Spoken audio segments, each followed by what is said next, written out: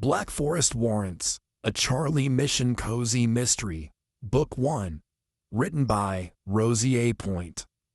Like and comment if you enjoy this audiobook.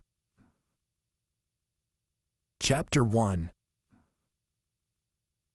I was a woman with a particular set of skills. Skills that could get a man killed without anyone knowing it had happened, or the kind that could help me disappear entirely, or fix problems that local law enforcement were too afraid to touch. With such a vast skill set, it often amazed me that I managed to wind up in situations where those abilities were of zero use. For instance, standing in the gossip party store, picking out a costume for Halloween, surrounded by spooky plastic skeletons and paper bats. The party store had decided to go all out this year, and there were costumes of every variety. Kids shrieked and ran through the aisles, and one of them bumped past me. "Hey, watch it, kid," I said. The child turned and bore a pair of plastic vampire fangs with a hiss. "Charming," I said. "You make fantastic demon spawn. Just watch where you're going, would you?" "You're that lady," the kid said, removing the vampire fangs with gusto and flicking spit everywhere. "The lady who helped Auntie Caroline get her money back." "That's right," I said, flashing a smile. "Always happy to help an aunt in need." "Are you an ossifer?" she asked, blinking big blue eyes up at me.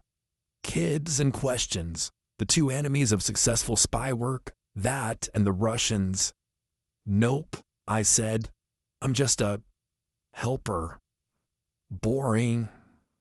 The kid left me with her poignant assessment before sticking the teeth back into her mouth and racing off. "Remind me why you had two of those things." I directed that at Lauren, who had a third child on the way, but was in the early stages of her pregnancy. "Ooh." Lauren Harris, the chef at the Gossip Inn, held up a set of bunny ears and a pair of lace tights, ignoring my question. "What about this? You could be a bunny rabbit." "I would rather cook and eat a brace of rabbits than wear that." "Charlie, I would never do that."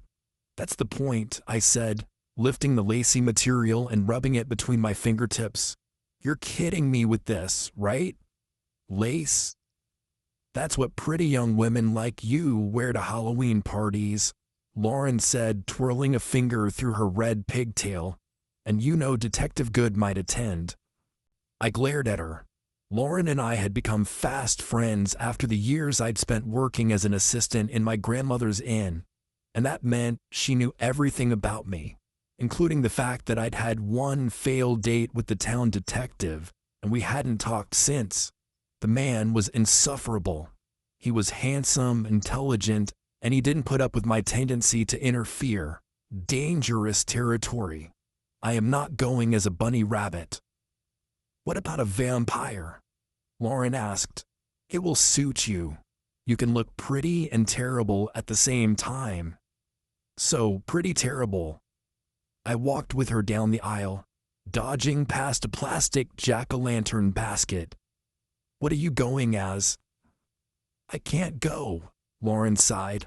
"I was going to, but I'm taking the kids trick-or-treating that night. We're going as a family. So after I'm done catering, I'll be leaving." "Ooh. Aw, come on, Charlie, it's not that bad. You and Georgina are my only friends," I said. And Georgina was my grandmother, retired spy grandmother specifically. Lauren knew that we were ex-spies and was sworn to secrecy, but I couldn't call my grandmother anything other than Georgina in public. "You'd make more friends," Lauren said, "if you attended more parties like this one. Y'all are gonna have a blast. I'm making a special eyeball soup." "That sounds interesting." "It doesn't have real eyeballs. It's a Jell-O dessert with—" Lauren stopped dead and clasped her hands together. "It's perfect." I followed her line of sight, frowning. You don't think that's a little on the nose?"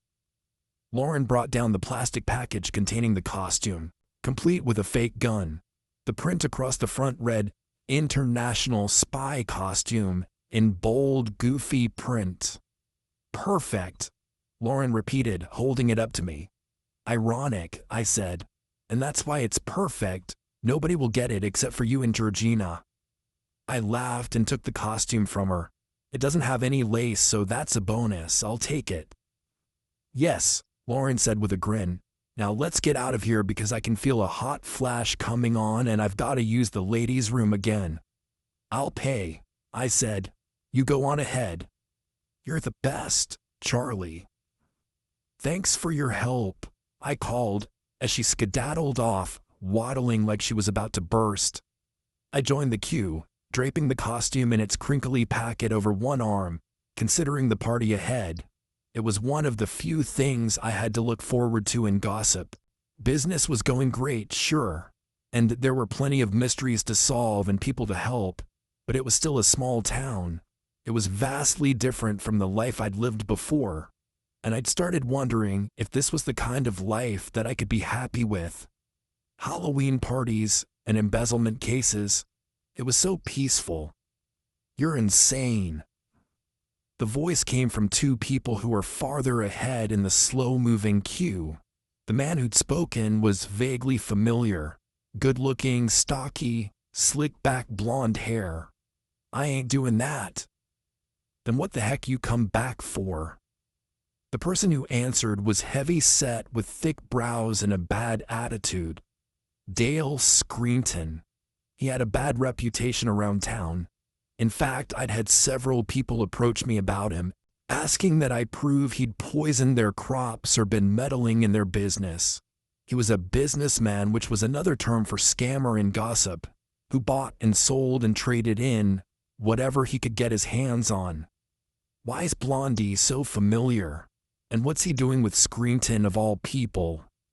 I kept my gaze on the cash registers near the front and ignored the pair, all while eavesdropping on their conversation. I don't want to cause trouble, Dale, and you want nothing but trouble. I'm telling you, it's not a good idea. You wouldn't know a good idea if it hit you in the face and called you Martha. The men glared at each other, and a few of the other customers in the line shifted their weight from one foot to the other or glanced around in discomfort. We'll talk about this some other time, the familiar guy said. We'll talk about it now. Dale glared at him. Whatever was going on, it didn't need to spill over into the party store. I couldn't help being interested. The minute I got to Gamma's party at the inn tonight, I talked to her about this. She had an entire database in her underground armory. If anyone would know who this guy was, it was her. This is a business opportunity you won't want to pass up. The line moved, and the two headed off to the nearest checkout counter, taking their argument with them. But I watched regardless. There was some tension there, and a part of me wanted it to spill over so I could be the one to pick up the pieces. You're losing it. Looking for trouble? Maybe Detective Good was right about me. I dismissed the thought as the cashier summoned me over to pay for my ironic Halloween costume. Gossip was peaceful. It was probably better that it stayed that way. Chapter 2. You don't want peace, do you, Charlotte? My grandmother had opted for a witch costume this evening, the pointed hat perched crooked atop her head. That's the costume you decided on for the evening's festivities. Her British accent was more pronounced when she was flustered or aggravated, and this evening she seemed to be both. The handsome dentist was in attendance at the Gossip Inn. The place had been decked out with Halloween decorations that only added to the spooky atmosphere in an inn that had hidden nooks and rooms. "What's wrong with my costume?" I asked, toting my fake gun. The real one was strapped to my thigh.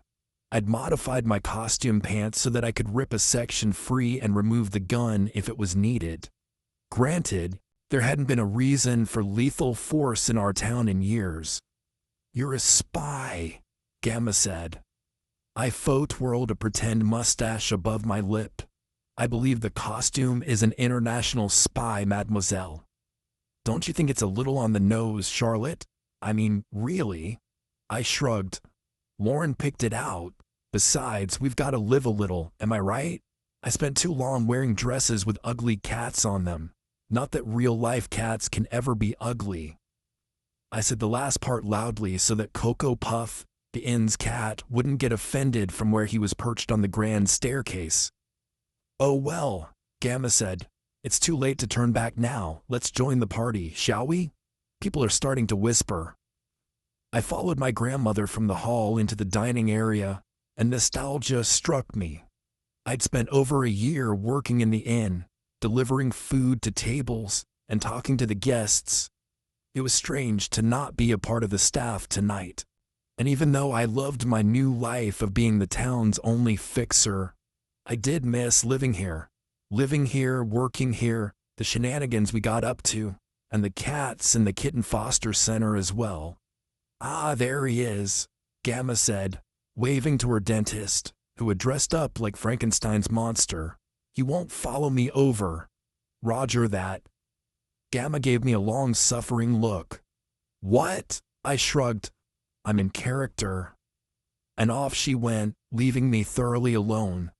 Though, was a person ever truly alone when you lived in a small, rumor-filled town literally named Gossip? Not really. The dining area was decorated in oranges and blacks, with the tables pushed against the walls to allow the guests of the inn and the party to mingle and dance.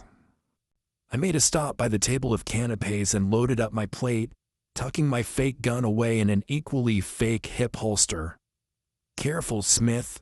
You'll take someone's eye out with that thing." Aaron Good, the handsome detective who was my enemy, gave me an enigmatic look. He swept his fingers through his dark hair, a half-smile lifting the corner of his lips. "Long time." "What are you supposed to be?" I asked him, ignoring the traitorous butterflies in my stomach. "A pain in the rear end." "Tonight," he said, gesturing to his uniform, "I'm a deputy of a small-town sheriff's department, instead of a regular old detective." "Exactly." "Forgive me," I said, "but it's not exactly inspired." I faked a yawn and loaded another lemon meringue mini pie onto my paper plate. "And your businesswoman suit is?" "I'm a spy," I said hotly, just as the music switched from one stereo to the other. Across the room, Gamma shot me a dagger-eyed stare that threatened to melt my insides. She was a master at those types of looks, and I gave her a sheepish grin. "A spy," Good said. "That's what this is meant to be." "Correct. What did you think I was? A businesswoman with a gun?" "The world's a scary place," Good said, "even more so with you in it." Truthfully, Good hadn't seen half of what the world could offer. He was a small-town cop, an important job, but he hadn't fought off arms dealers or rogue spies or...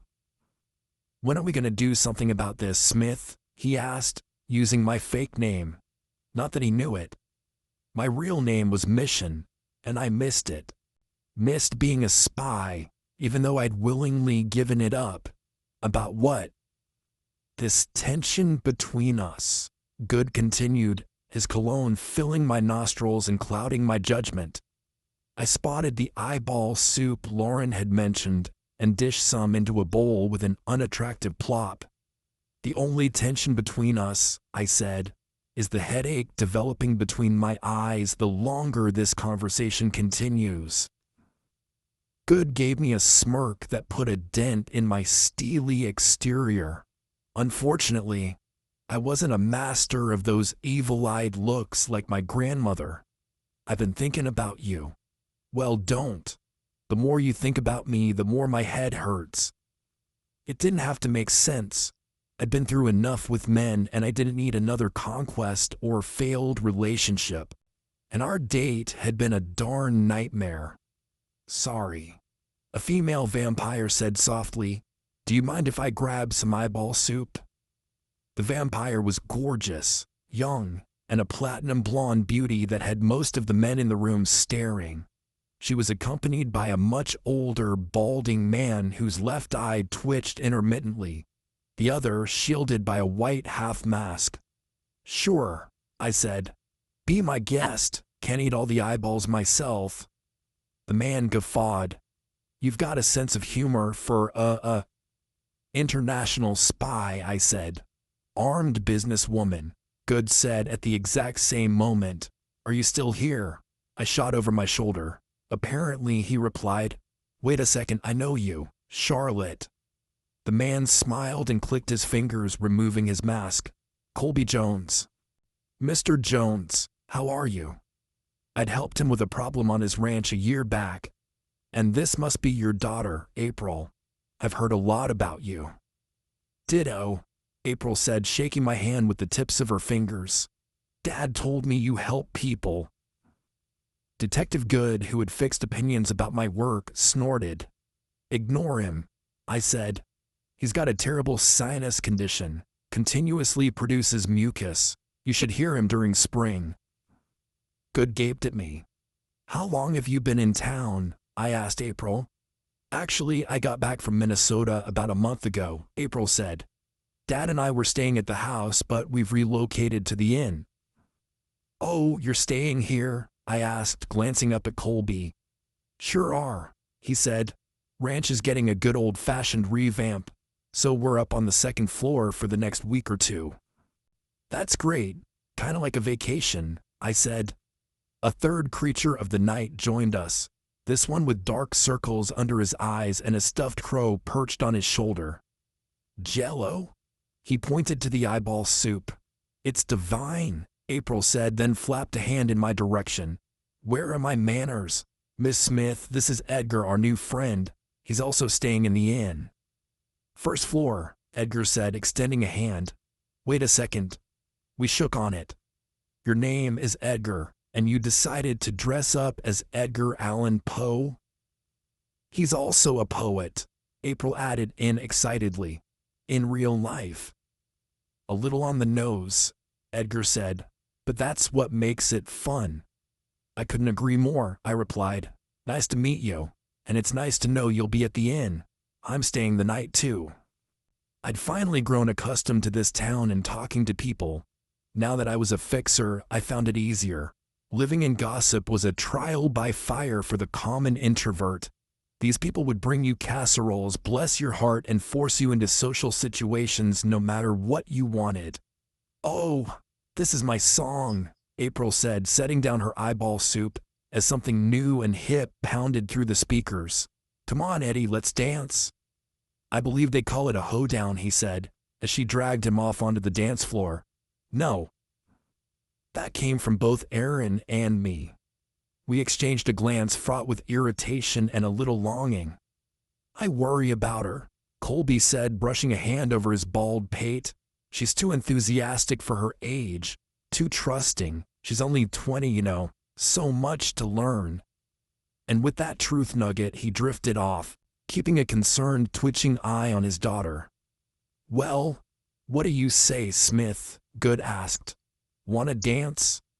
He extended a palm, that smug expression on his handsome face. I handed him my eyeball soup, which jiggled attractively in its glass bowl, a few of the irises turning to stare up at him. "Hold this. I need to go see a bowl about a bladder." "Lovely as always, Smith," he shouted after me. I gave him a faux salute before exiting the dining room. Chapter 3. Gamma had kept my room preserved since I'd left the inn, and it was nostalgic to pop back in and use the attached bathroom. I'd needed the moment to clear my head, particularly since that irritating detective decided to make an appearance at the party. My grandmother preferred to keep law enforcement in plain view, where she could attach microphones or button cameras to them to track their movements, so it made sense that she'd invited him. It was annoying. I smiled at the floral bedspread that I despised and checked my reflection in the mirror, rearranging my short blonde hair and then checking the back of the mirror for bugs. My grandmother had left the mirror clean, possibly because she knew I would look there. I sighed and exited the bedroom, making my way down the hall. The hum of music from downstairs drew me back toward the party, but the sound of a conversation nearby stopped me. Call it nosiness or habit. But there was something about the tone of the voices that sent a thrill down my spine. My gaze flicked toward the door to my left, and I stepped off the runner rug. Don't know if we should. A woman talking. Vaguely familiar. Nobody will ever find out. But I made a promise, Eddie. I made a promise and I can't break it. Our friendship. I would never replace it with anything. But you're asking me for something that I can't give you. Eddie? So I'd stumbled upon a private conversation between Edgar and April. But you can. I'm not asking for much. You know that. You're making this difficult for me, April said, a waspish quality entering her voice. I don't like being pressed like this. I know, April, I know. Then why do you insist on pressuring me? April snapped. My eyebrows climbed. This was the soft-spoken woman I'd met downstairs.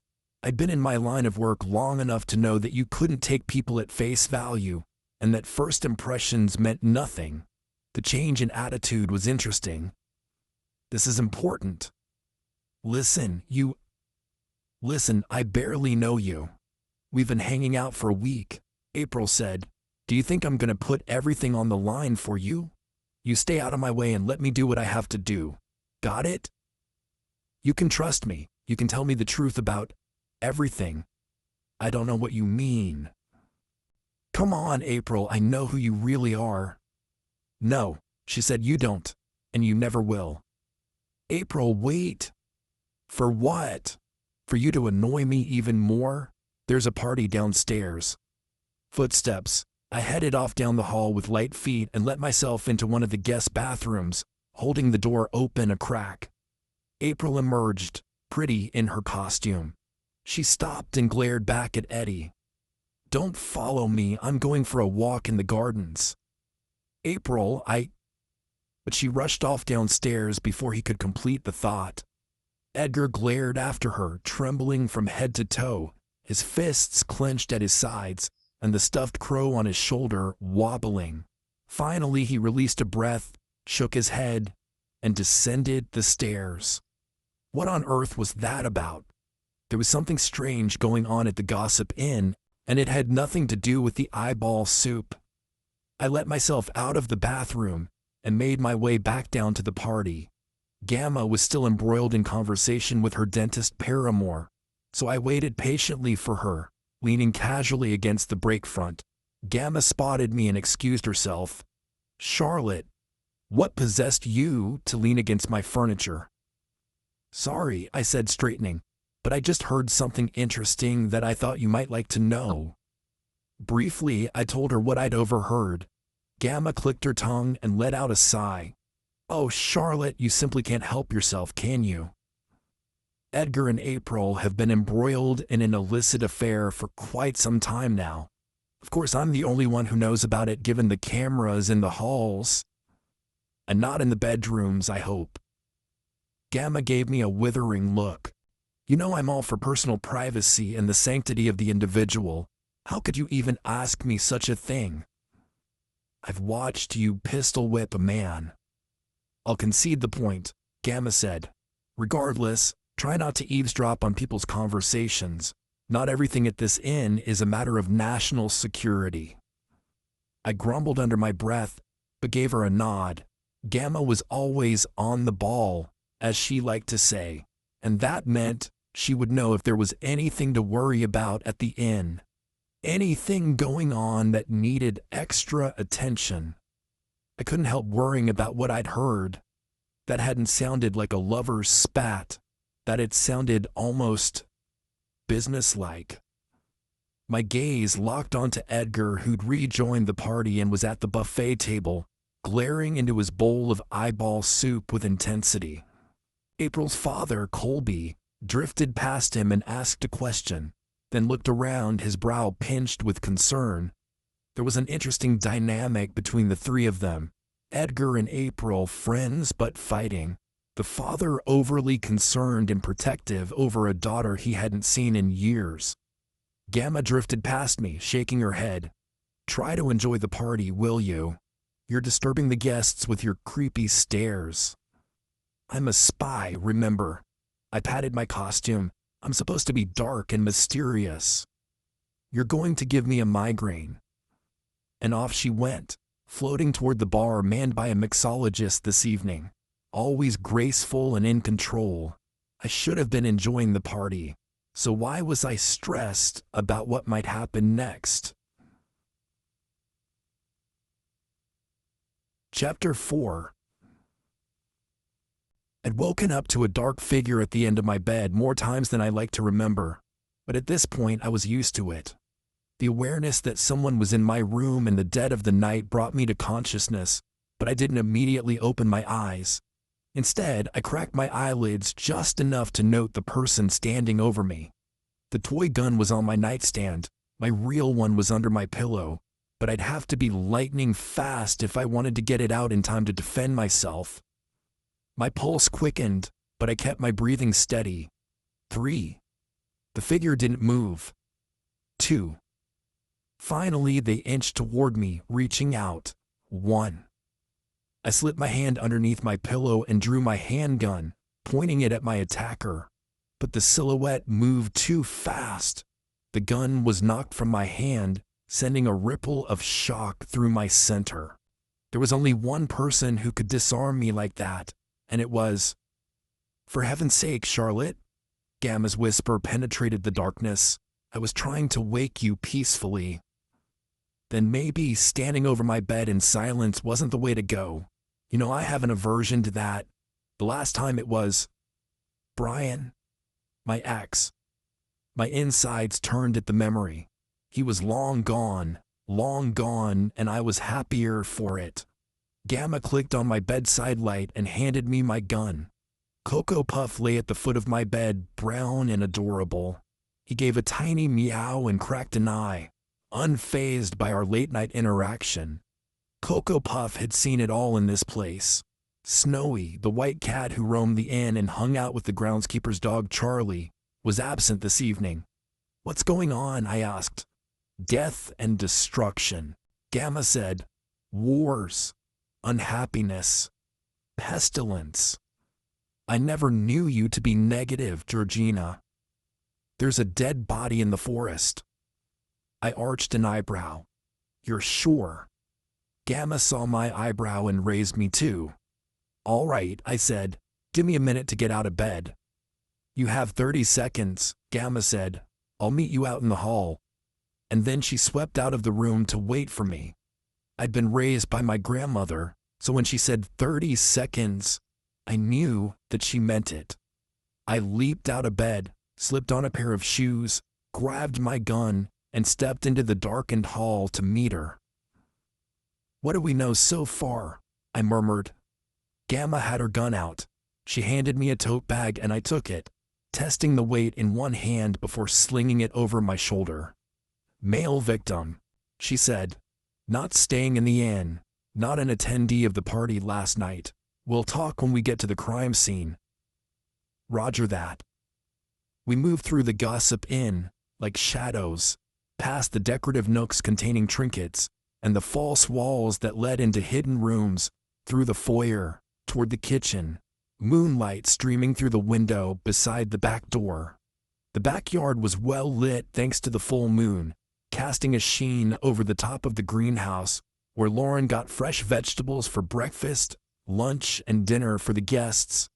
Charlie and Quentin were tucked away in their shed nearby, newly built for their comfort. With the lights off, Gamma and I started across the yard, and I followed her lead, stepping lightly and keeping to the shadows underneath the trees. The sounds beneath the canopy were muted, and the trees grew thicker, closer together, increasing the sense of claustrophobia. Gamma clicked on a small flashlight. Finally, the distant sound of running water filtered through the night, and Gamma gestured for me to follow her to the left. The trees opened out into a small clearing, and there he was, the body. "No blood," I said. Gamma nodded. "Gloves, hairnets, and then phone," she said. I removed 2 pairs of latex gloves from a box inside the tote bag, and we snapped them on. We slipped on hairnets and then I handed Gamma her phone. She gave me the flashlight in turn, and I illuminated the scene while she snapped pictures of the deceased man. I sucked in a breath. "What?" Gamma asked. "I know this guy," I said. "I saw him at the party store earlier today. He was arguing with Screenton." Gamma snapped more photos. I walked the toad over to a nearby tree and nestled it between the roots, then walked over to join her. The ground was hard-packed and dry. We were far enough away from the stream that we didn't have to walk through mud. On one hand, that was a good thing. When the police processed this scene, they would have no evidence we'd been here. On the other, we didn't have any footprints from the killer either. Gamma crouched beside the corpse, her knees giving 2 loud pops. She scanned the body. "Blue lips. Poison? Looks like it," Gamma said. "Either way, it's not an accident. Even if it was, what reason would this guy have to be out here in the middle of the night? And how did you know he was here?" "I got a perimeter alert about a half an hour ago. Saw lights moving in the forest. By the time I got here, I found him." "Did you get a perimeter alert afterward?" I asked.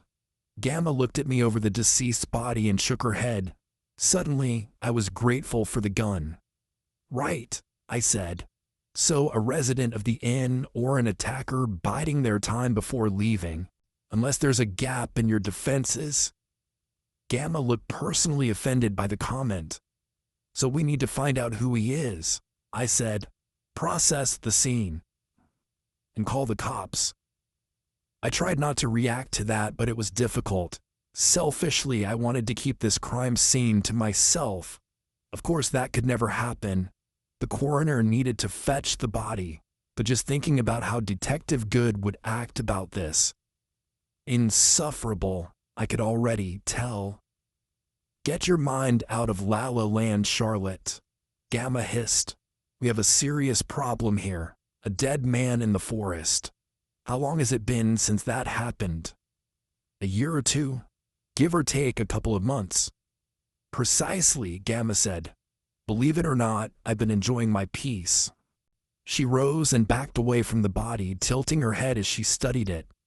"And the way he's been murdered gives me pause. In the dark, in the middle of the night, right outside the inn where you're hiding," I said, putting 2 and 2 together.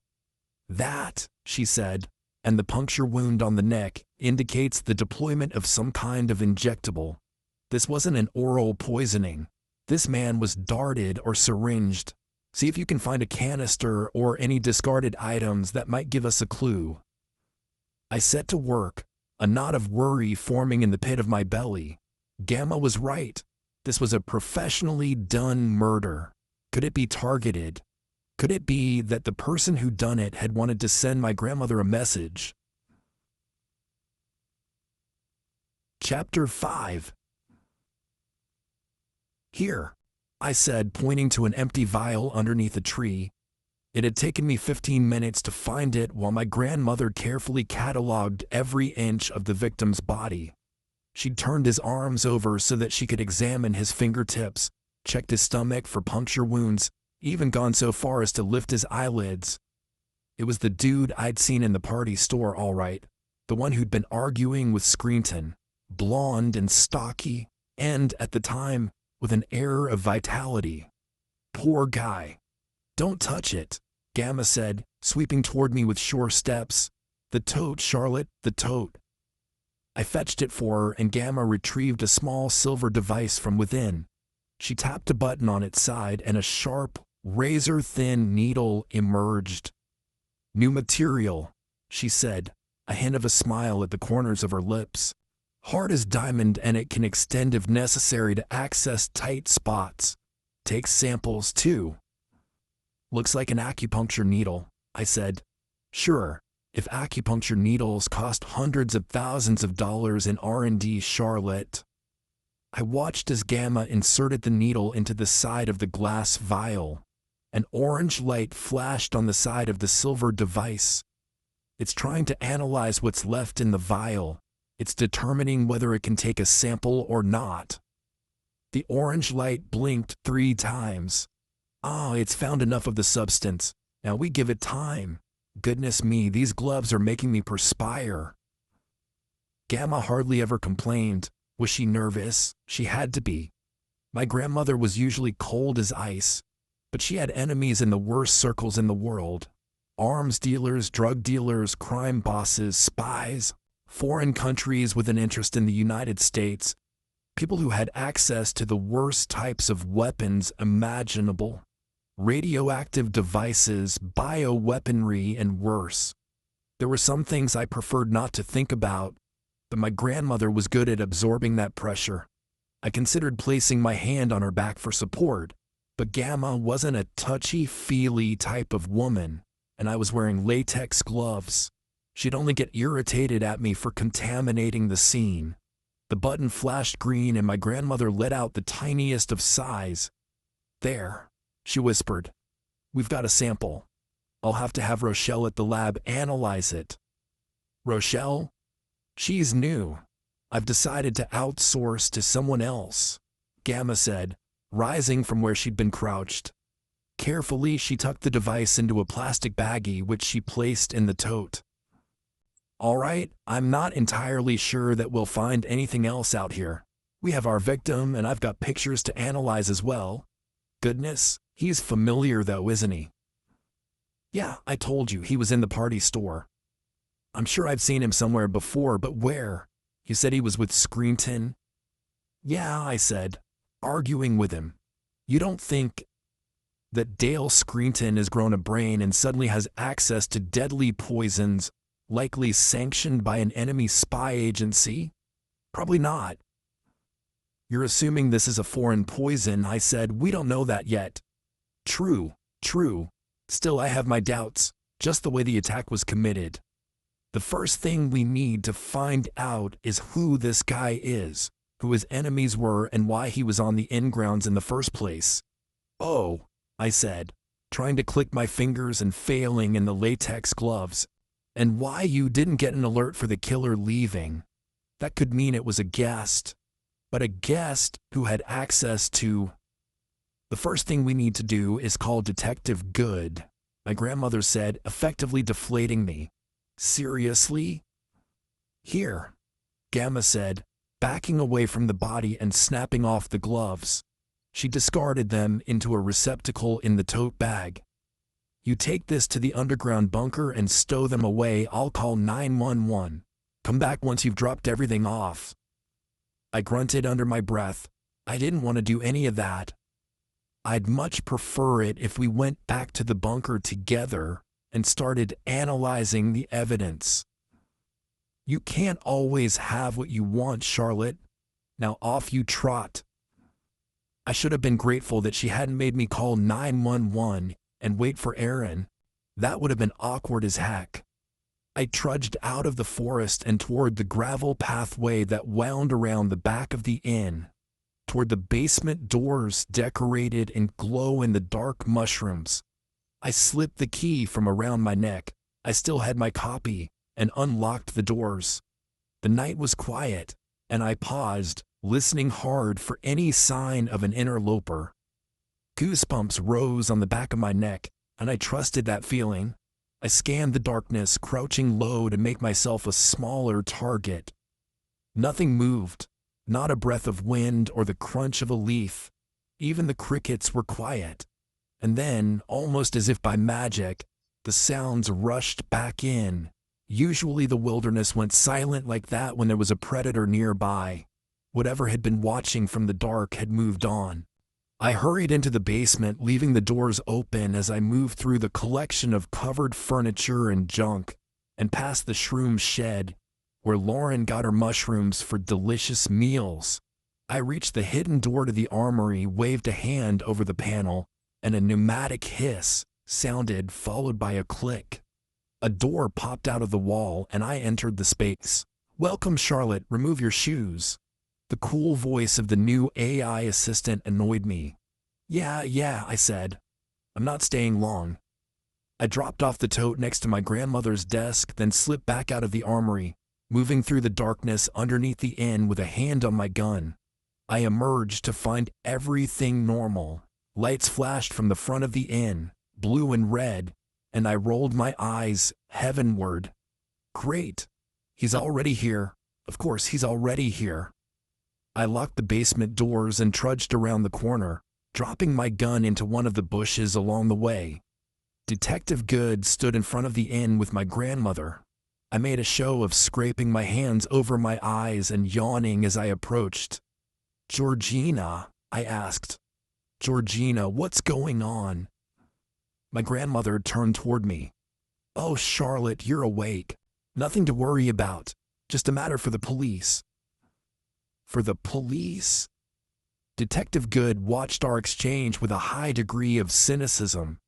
Before he could say anything, the inn doors opened, and a few guests emerged, also scrubbing their faces and frowning. "What's going on?" Mr. Jones asked. "Is everything okay?" April hugged herself. Edgar yawned and tried to shift closer to her, but she stepped away from him. "Everyone, return to your rooms," Aaron said pointedly, making eye contact with me. "This is a police matter. You will be questioned shortly." I didn't like the dismissal, and I had to work to keep my face blank.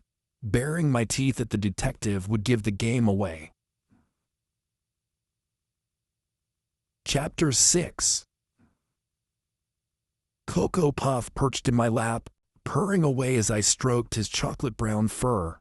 I could always count on this cat for comfort.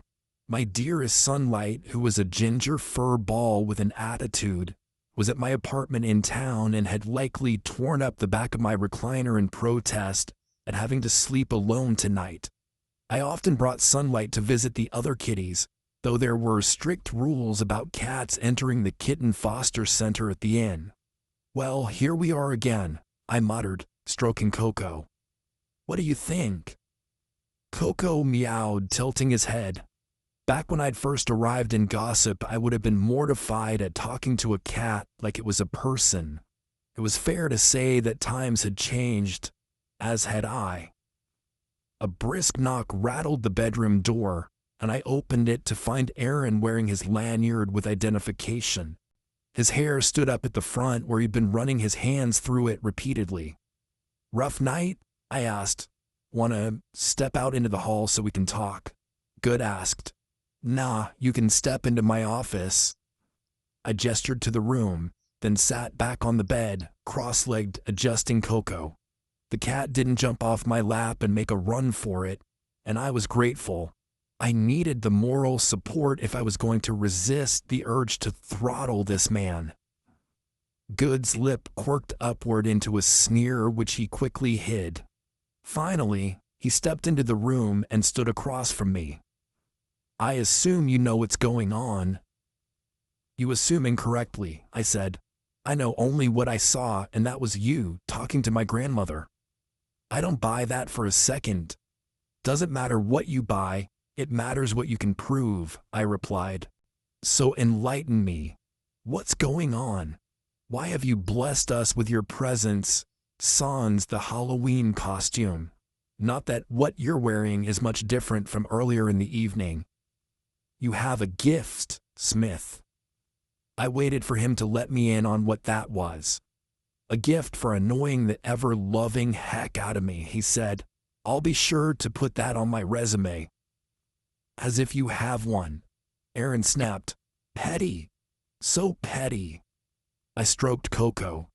"Are you going to tell me what's going on in this life? Or should I wait until we're both worm food?"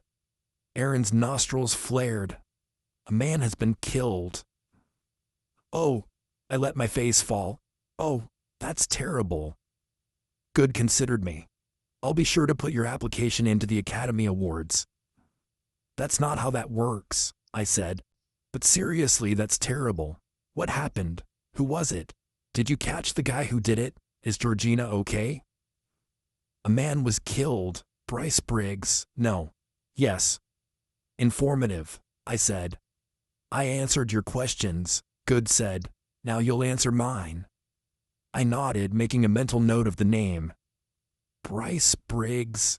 That was definitely familiar. But where had I heard it before? Was Bryce a gossiper? But then, why?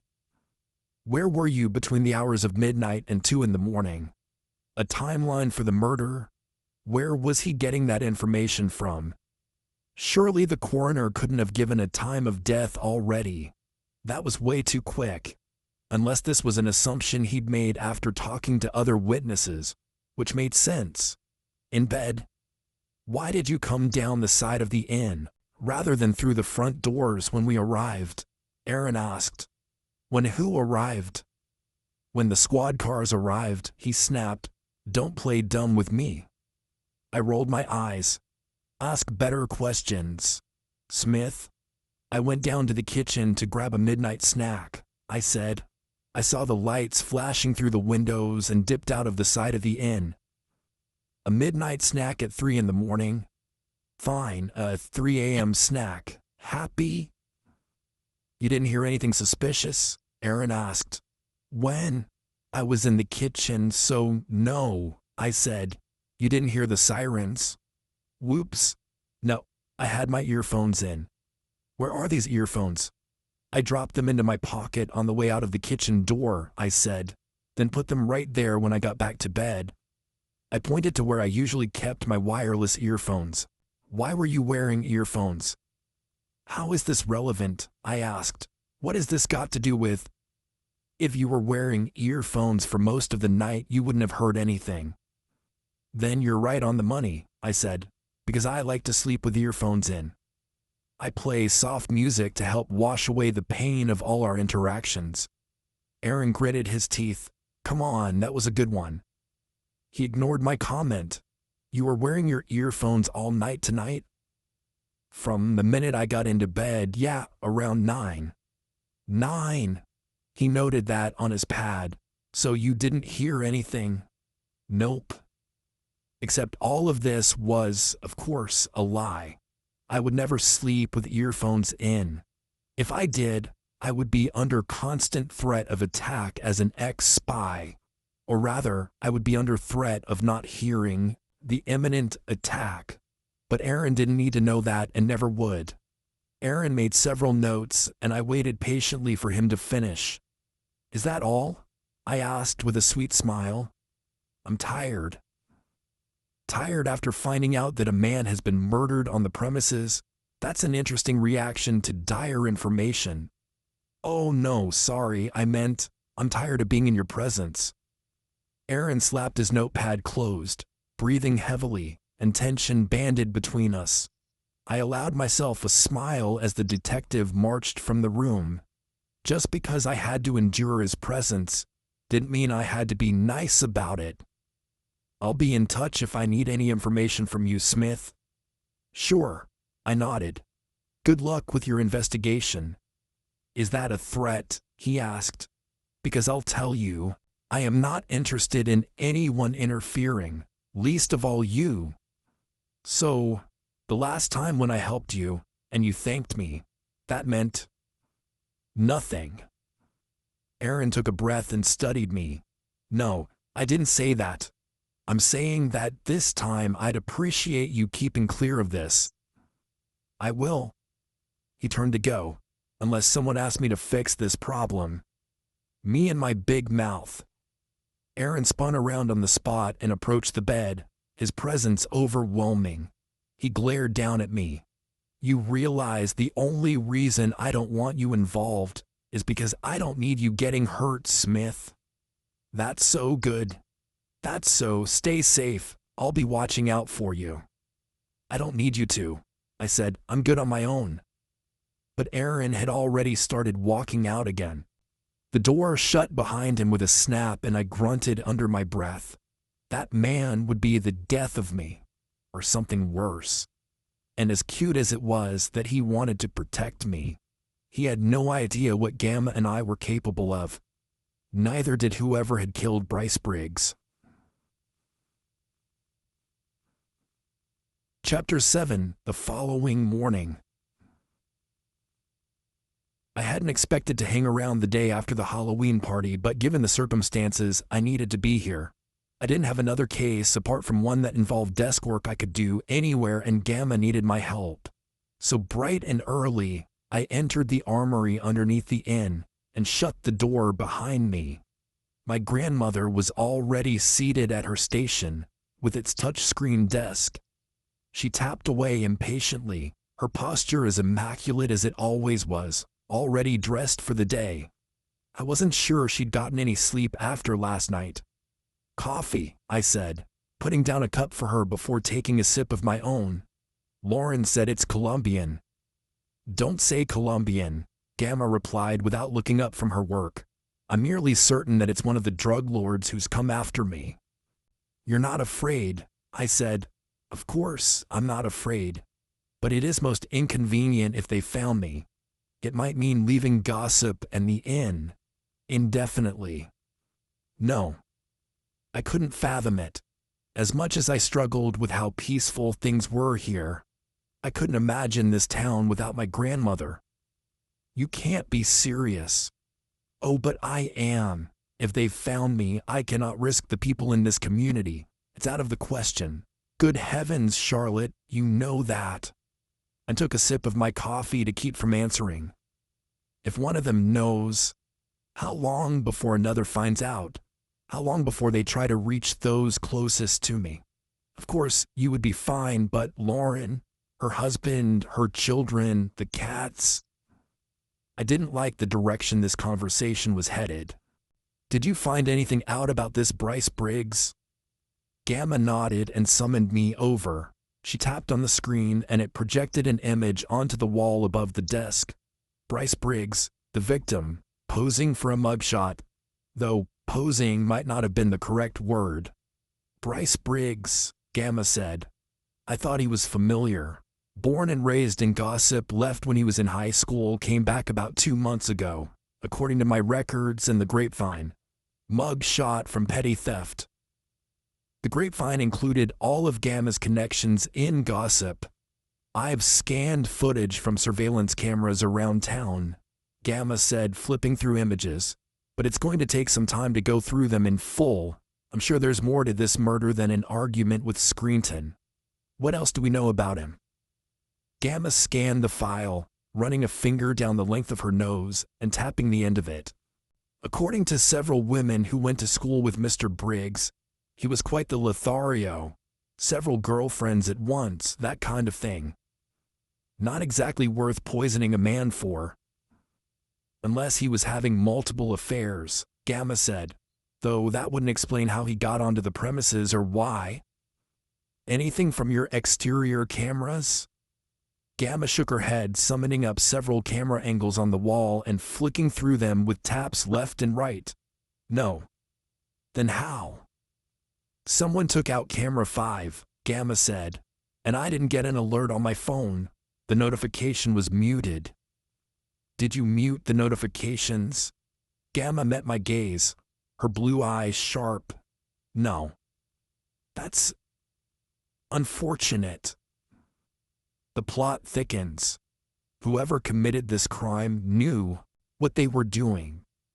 You're saying they took down the camera, hacked your phone, and then murdered Bryce Briggs, Gossip High Playboy, for what? To send a message? I shook my head. Doesn't add up. Are you sure you didn't mute your notifications? Gamma pursed her lips at me.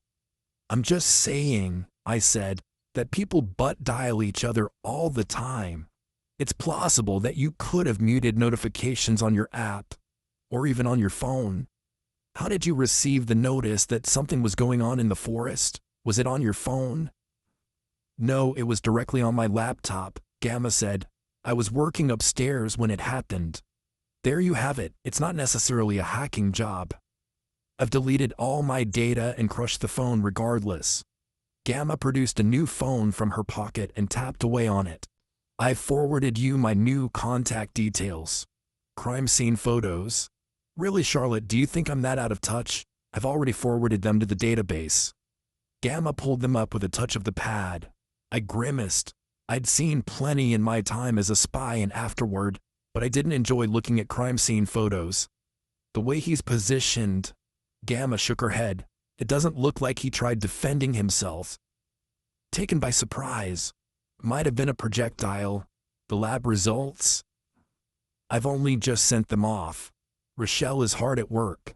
I should hear back soon, but we'll see," Gamma said with a sigh. "There are a few avenues we can take, but the most important is to find people who have been in close contact with our victim." "And who are spies," I said. "The problem with that, Charlotte," Gamma said, rolling back in her chair and standing, "is that most spies don't dress up as spies for Halloween." "Touché." I frowned as my grandmother walked toward the exit. "Then you're suggesting we investigate the regular folk of gossip?" "Regular folk can be spies. You know that as well as I do. There were 2 alerts on my laptop, one when the victim entered the property, another when the killer followed them. Motion sensor alerts, none of them leaving. Something odd is going on here." "Can I see the alerts?" I asked. Gamma beckoned for me to follow her, and we headed out of the armory, the door hissing shut behind us. We emerged into the morning sun and entered the inn through the kitten foster center. We were instantly greeted by happy meows and fluffy tails. The older kittens played out in the common area, while Jessame manned the incubators. She waved at us as we moved through the room, occasionally stopping to stroke the kittens. "I can't lose this, Charlotte," Gamma said, almost under her breath. I had the urge to reach out and squeeze her hand. "You won't. I won't let that happen." The tension in her shoulders eased, and I followed my grandmother through the ornate wooden door that led into the inn, past the kitchen where Lauren hummed and worked on prepping things for breakfast, and up to the 3rd floor. Gamma's room was across from mine. She laid a hand on the doorknob, then froze, casting out a palm. I tensed behind her, reaching for my gun and checking up and down the hallway. I nodded. Gamma opened the door slowly, then murmured under her breath. My grandmother wasn't the type to curse, but I wouldn't blame her if she did. Her bedroom, so immaculately kept, so tidy, had been trashed, her bed ripped open with a knife, her clothing shredded. "The laptop," she said, "it's gone." And then she calmly removed a remote control from the pocket of her neat capris pants and hit a button on it. "What are you—" "Detonated the hard drives. This has to have happened in the last half an hour. The killer is still here, hiding in plain sight. And with this many hiding places in the inn, they could be anywhere. Call the police, Charlotte. They'll need to see this." "Why? You expect them to help?" "Insurance claim," Gamma said. She was so calm in the face of this chaos, but my heart beat a mile a minute. Someone was threatening my grandmother, and they were going to pay for it, in blood. Chapter 8. I sat in the inn's library, notepad in my lap, my pen tapping against its side, adrenaline thrumming through my every capillary. Not only was my grandmother being threatened, but Detective Good was in the building, and that didn't help my frustration one bit. Cocoa Puff meowed at me, and Snowy, who had appeared during the first half an hour of my pacing in the quaint library with its velvet green armchairs, yawned and stretched and arched her back. "Almost done," I said. They'd been bugging me for attention on and off, and I didn't mind it, but it didn't help the thinking process. The inn was quiet, partly because it was morning, and partly because people were tired after last night's festivities. I scribbled a note down on my page. Victim, Bryce Briggs, born in Gossip. Apparently, a bit of a lover boy in high school. Returned to town 2 months ago. No information on where he came from yet. Evidence. Killed in the forest near the inn, between the hours of midnight and 2 in the morning. Surveillance around the inn indicated that 2 individuals crossed the boundaries. No camera footage, however. Whoever committed the crime didn't leave again. Laptop stolen from Georgina's room with evidence on it. Phone potentially hacked. Murder weapon was poison. Not sure which poison yet. Murderer was experienced and had access to high-quality materials. Suspects. Dale Screenton, low-life scammer who lives in Gossip and was seen arguing with the victim the day of the murder in the local party store. has lived in gossip all his life, but doesn't necessarily eliminate him as a cupcake. Cupcake was my code word for spy, since I would have to assume that my notes might be read. If Gamma was being watched and followed, it was only a matter of time until I became the next victim on the list. And as for lists, my evidence and suspect list was sparse. I snapped my notepad closed and stowed it in my purse, then patted my lap for Snowy. She jumped onto it and I petted her, enjoying her purrs and calming presence. The door to the library opened and 2 individuals entered. "Should be fine," Detective Good said, his back to me as he held the door open for someone else. I ducked out of my chair and crawled behind it before he could spot me. I grabbed my purse and held it close, making myself small and calm. The best thing to do in tense situations was relax the muscles. Tension caused quick movements, relaxation did not. "You're sure no one will overhear us?" The soft voice was from April Jones, the beauty I'd met last night. A treacherous pang of jealousy started up in my chest, and I rolled my eyes at myself. What did I care who Aaron decided to date? Not that this was a date. If it was a date and I was hiding behind a chair, well, that would make this incredibly awkward. I'm sure. Good shut the library door. Snowy the little traitor meowed at Good or April for attention. "Oh, what a cute kitty cat." "Huh?" Good sounded suspicious. "So, you wanted to talk to me about what happened to Bryce?" "That's correct." My ears perked up. "I told you, officer, I didn't really spend much time with Bryce. I didn't even know him that well." "Ma'am, I have it on good authority that you two were friends," Good said. "Yes. Give me all of your information, Good. Give me your information without even knowing it. I mean, we dated back in high school, but that doesn't mean anything.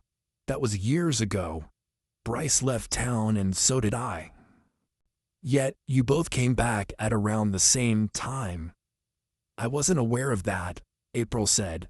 "I came back to help my daddy with his ranch, that's all. I have a business degree, you see, and that kind of thing comes in handy around a ranch." "I'm sure it does." I spied Good's feet moving across the carpeting from beneath the armchair. He stopped and sat down, lifting both pants legs and exposing black socks decorated with cute orange cats. I placed a hand over my mouth to keep from giggling. Good wore ugly cat socks. By choice. "I didn't see Bryce that night, officer. I told you I was up in my room on the 2nd floor. I had no reason to go anywhere. Besides, I was tired after the Halloween party." "And there's no one who can confirm your alibi. I mean, Edgar saw me go to bed." "Edgar, who lives on the 1st floor?" Good asked. "That's right. He likes to walk me up to my room to make sure I'm safe. He's such a gentleman." The last part came out breathy, and that breathiness reminded me of how snappy she'd been with Edgar last night. In fact, she'd been downright determined to avoid him.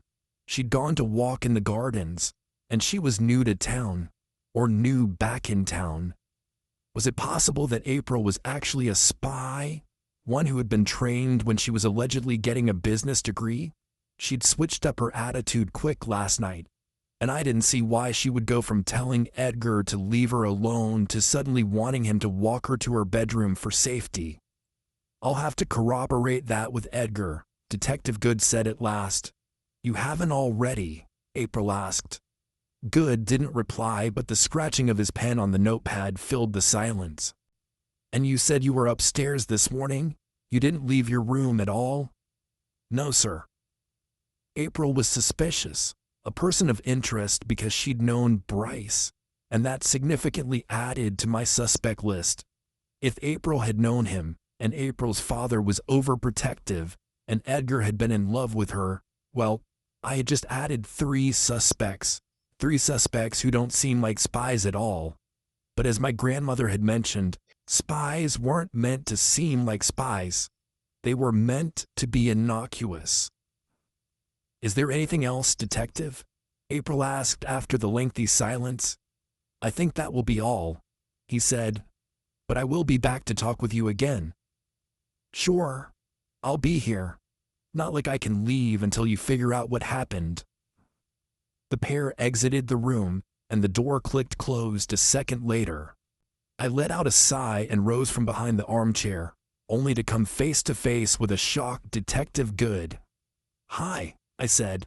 I was just taking a nap. Seriously? Good asked, pointing the end of his ballpoint at me and clicking it furiously. What did I say about interfering, Smith? I shrugged.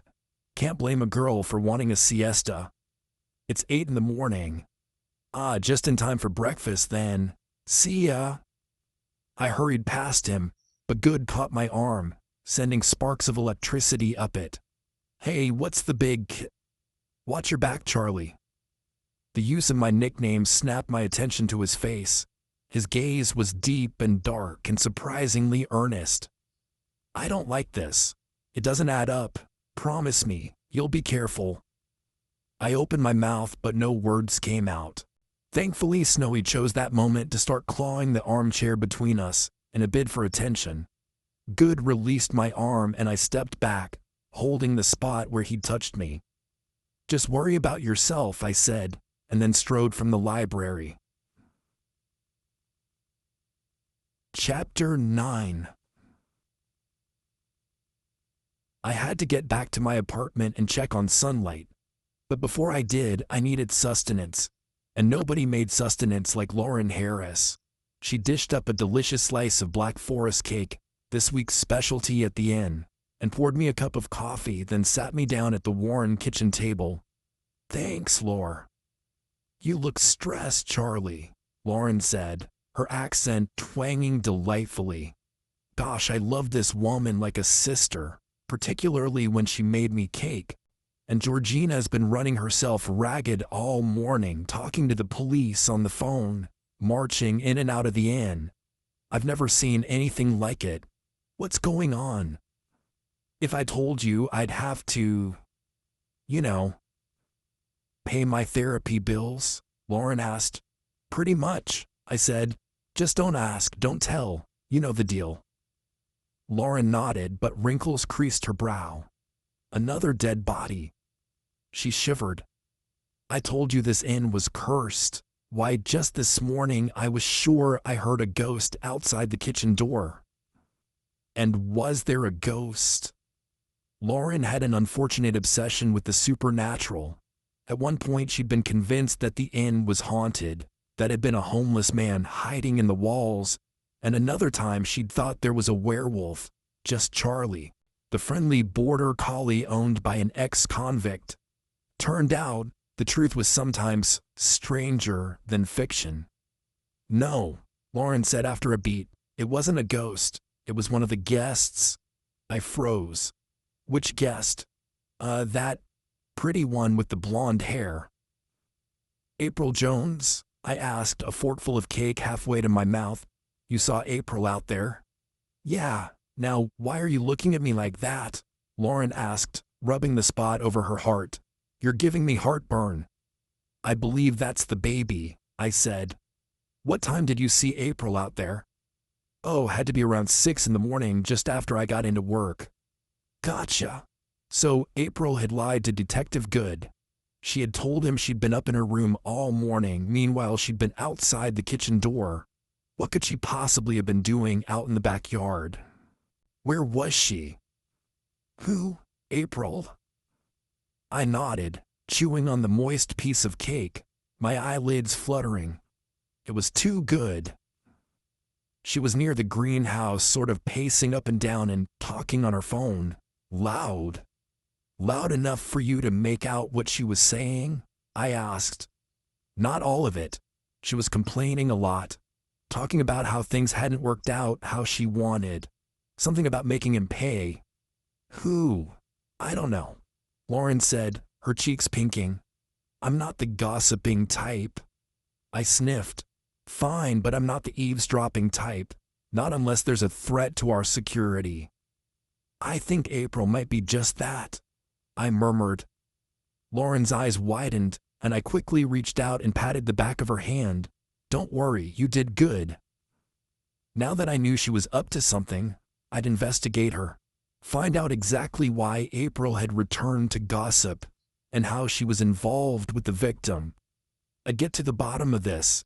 If April was a spy or an agent for the enemy, I would dispatch her before she became a real problem. Gamma entered the kitchen with a huff, and Lauren patted the chair nearest to her. My grandmother lowered herself into it and placed her phone primly on the table. "Cake, Georgina. Some coffee." "That would be heavenly, Lauren dear, thank you." My grandmother never quit, but there was a tension lingering in the air over her head, and I didn't like it. "News?" I asked. Gamma reached into her pocket and removed 2 flesh-colored patches that were smaller than the tip of my fingernail. She placed them on the table, then added 2 tiny flesh-colored beads. "That bad?" Gamma nodded. I took the tiny patch and pasted it onto the front of my throat, watching my grandmother do the same. Then I inserted the bead into my ear. "Testing," I murmured. "Loud and clear," Gamma replied. I heard it in my ear as if she was right beside me, rather than across from me. I tapped my microphone to deactivate it. "Have you been in contact with Grandpa?" The code name for Special Agent in Charge Grant, who had helped both Gamma and I retire, and who we reported to when there were serious issues. "I'm not sure it's time to call Grandpa yet," Gamma said, "and we can't be sure that Grandpa would like to hear from us." "He would love to hear from us," I replied, "especially when we have serious news. Serious news that distant relatives might hear and disseminate." "Fair point. I doubt there are any relatives hanging around with Grandpa." "Doubt doesn't equal certainty." Lauren placed a plate in front of my grandmother, but Georgina didn't set to work on the slice of cake. She took a slow sip of coffee. "I'm going to have to wait to hear back from my friend about the perfume I sent her." Perfume equaled poison. She's been very quiet for the last few hours. "I'm worried she might have fallen ill," Gamma said. "There's a terrible bug going around." "That's terrible news," I said. "I'm sure it's nothing serious. I doubt she caught that bug so quickly. It's only been around for a few days.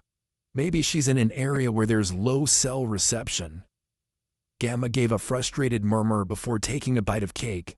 She was seeing the worst-case scenario, which was the sign of a good spy. She knew that if things went south it would happen fast, and there wouldn't be much we could do other than run and hide. And Lauren was now compromised too. The pressure had to be immense.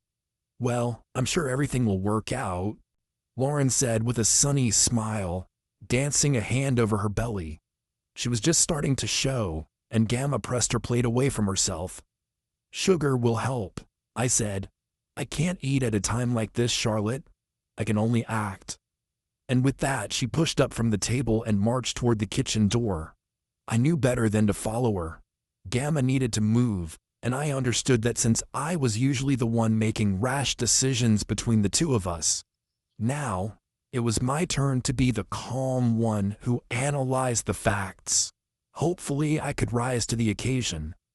Lauren smiled at me as she sat down with a slice of cake, humming under her breath. "If I didn't, everyone we cared for would die." Chapter 10. I drove my grandmother's Mini Cooper back to my apartment. Funny, but I still thought of the Mini as hers, even though she'd gifted it to me and bought herself a Hyundai. I loved the sea green Mini with its racing stripes, especially since it drew waves as I drove through town. It was nice to be liked by the folks in gossip now that I had settled in. Being liked wasn't on my list of expectations when I'd first arrived, but it was a good feeling, a surprising one. Gossip's main street was fully decked out for Halloween, even though trick-or-treating had already come and gone. Soon enough, the town council and their events planning committee would take down the Halloween decor and put up paper turkeys, pumpkins, pilgrim hats, and another sign that read, "Happy Thanksgiving." They like to string banners over the street between the wrought iron lampposts. I drove past the brick-faced buildings with windows that let in light and provided glimpses of the cute stores, the bookshops, antique stores, and coffee shops, all filled with customers who were regulars and greeted each other like old friends. My apartment was on Haywire Street, in a small 3-story building with 10 apartments in all. It wasn't a bad place to live, and the rent was, thankfully, affordable. I parked in my spot out front, then let myself into the building and ran up to the 3rd floor, the last door on the right. Sunlight greeted me with the gusto only an orange cat could possess. Meowing, tail shaking, an insistent purr, and several hops and jumps. I know, I said. I was gone way longer than intended. Did Mrs. Schickster feed you? I checked his bowl. I see she did, and you ate all of it except 2 pieces. More meowing and happy anger. Sunlight didn't like it when I left him alone, even if it was for a night, and I had to admit I didn't like leaving him alone either. I checked my mail while Sunlight purred at chin scratches provided with expertise. Once I was sure that he was satisfied, I switched on my TV and put the sound on full blast. I walked to the windows in my small apartment and checked they were still locked, and then I proceeded to move through the small living room with its old sofas, its bookshelf and round coffee table, and the potted plant I kept forgetting to water. I started with the plant. No bugs, no microphones, no cameras. I moved through every inch of the space, climbing onto things, checking the skirtings, the ceiling for pinholes that might contain bugs, the light fitting, everything. The living room was clear. I worked through to the open-plan kitchen next. That took longer, but it was empty too. Then the tiny hall, the bathroom, my bedroom, all clear, not a single bug. Not that it meant anything. Just because there weren't any bugs now didn't mean that the murderer wasn't watching or listening. There were other ways they could reach me. I opened my bedside table, removed the false bottom in the top drawer, and extracted my burner phone. I walked through to the living room, Sunlight watching me with the haughty disinterest that came with being a cat bored by idiot human behavior, and dialed Special Agent in Charge, Grant. He answered on the second ring. Granddaughter. Hi, Grandpa, did you miss me? I could picture Grant sweating and going red on the other end of the call. Depends on why you're calling. Hope it's not to tell me you need more money. I might, I said, but I'm actually feeling sick, Grandpa, because a poor man was killed at the inn last night. That's awful news. Yes. Thankfully, I didn't know him. He was a stranger. I think that whoever did it was probably from out of town. Code for a possible spy in our midst or a dangerous entity. That's so? Yeah, I said, but enough about that. I'm curious about how things are going there. Are all the cousins behaving? Relatively, he said. I've got one particular niece who reminds me a lot of you. She needs extra help and all my money and attention has been going toward her. Another spy in hiding like me. A woman who we had to protect. I'm sorry to burden you like this when you have other family members to worry about, Grandpa, but I think I might need your help. I understand, granddaughter, and I will call you back in a few days. Just tell me when it's Christmas time. Of course. Love you, bye. I hung up before Grant had to say love you back. He hated doing that and I'd spare him today. Christmas time was our code word for when the brown hit the fan. Basically, when it was time for Grant to throw caution to the wind and come in to save us. Gamma wouldn't approve of the fact that I'd called him, but it was necessary. I needed to know that we had a backup plan in place. If we couldn't figure out who had done this, then we'd need safety. Safety for Gamma, for me, for Lauren and her family, for the cats. Sunlight meowed at me impetuously, and I switched off the TV just as several loud thuds hit my door.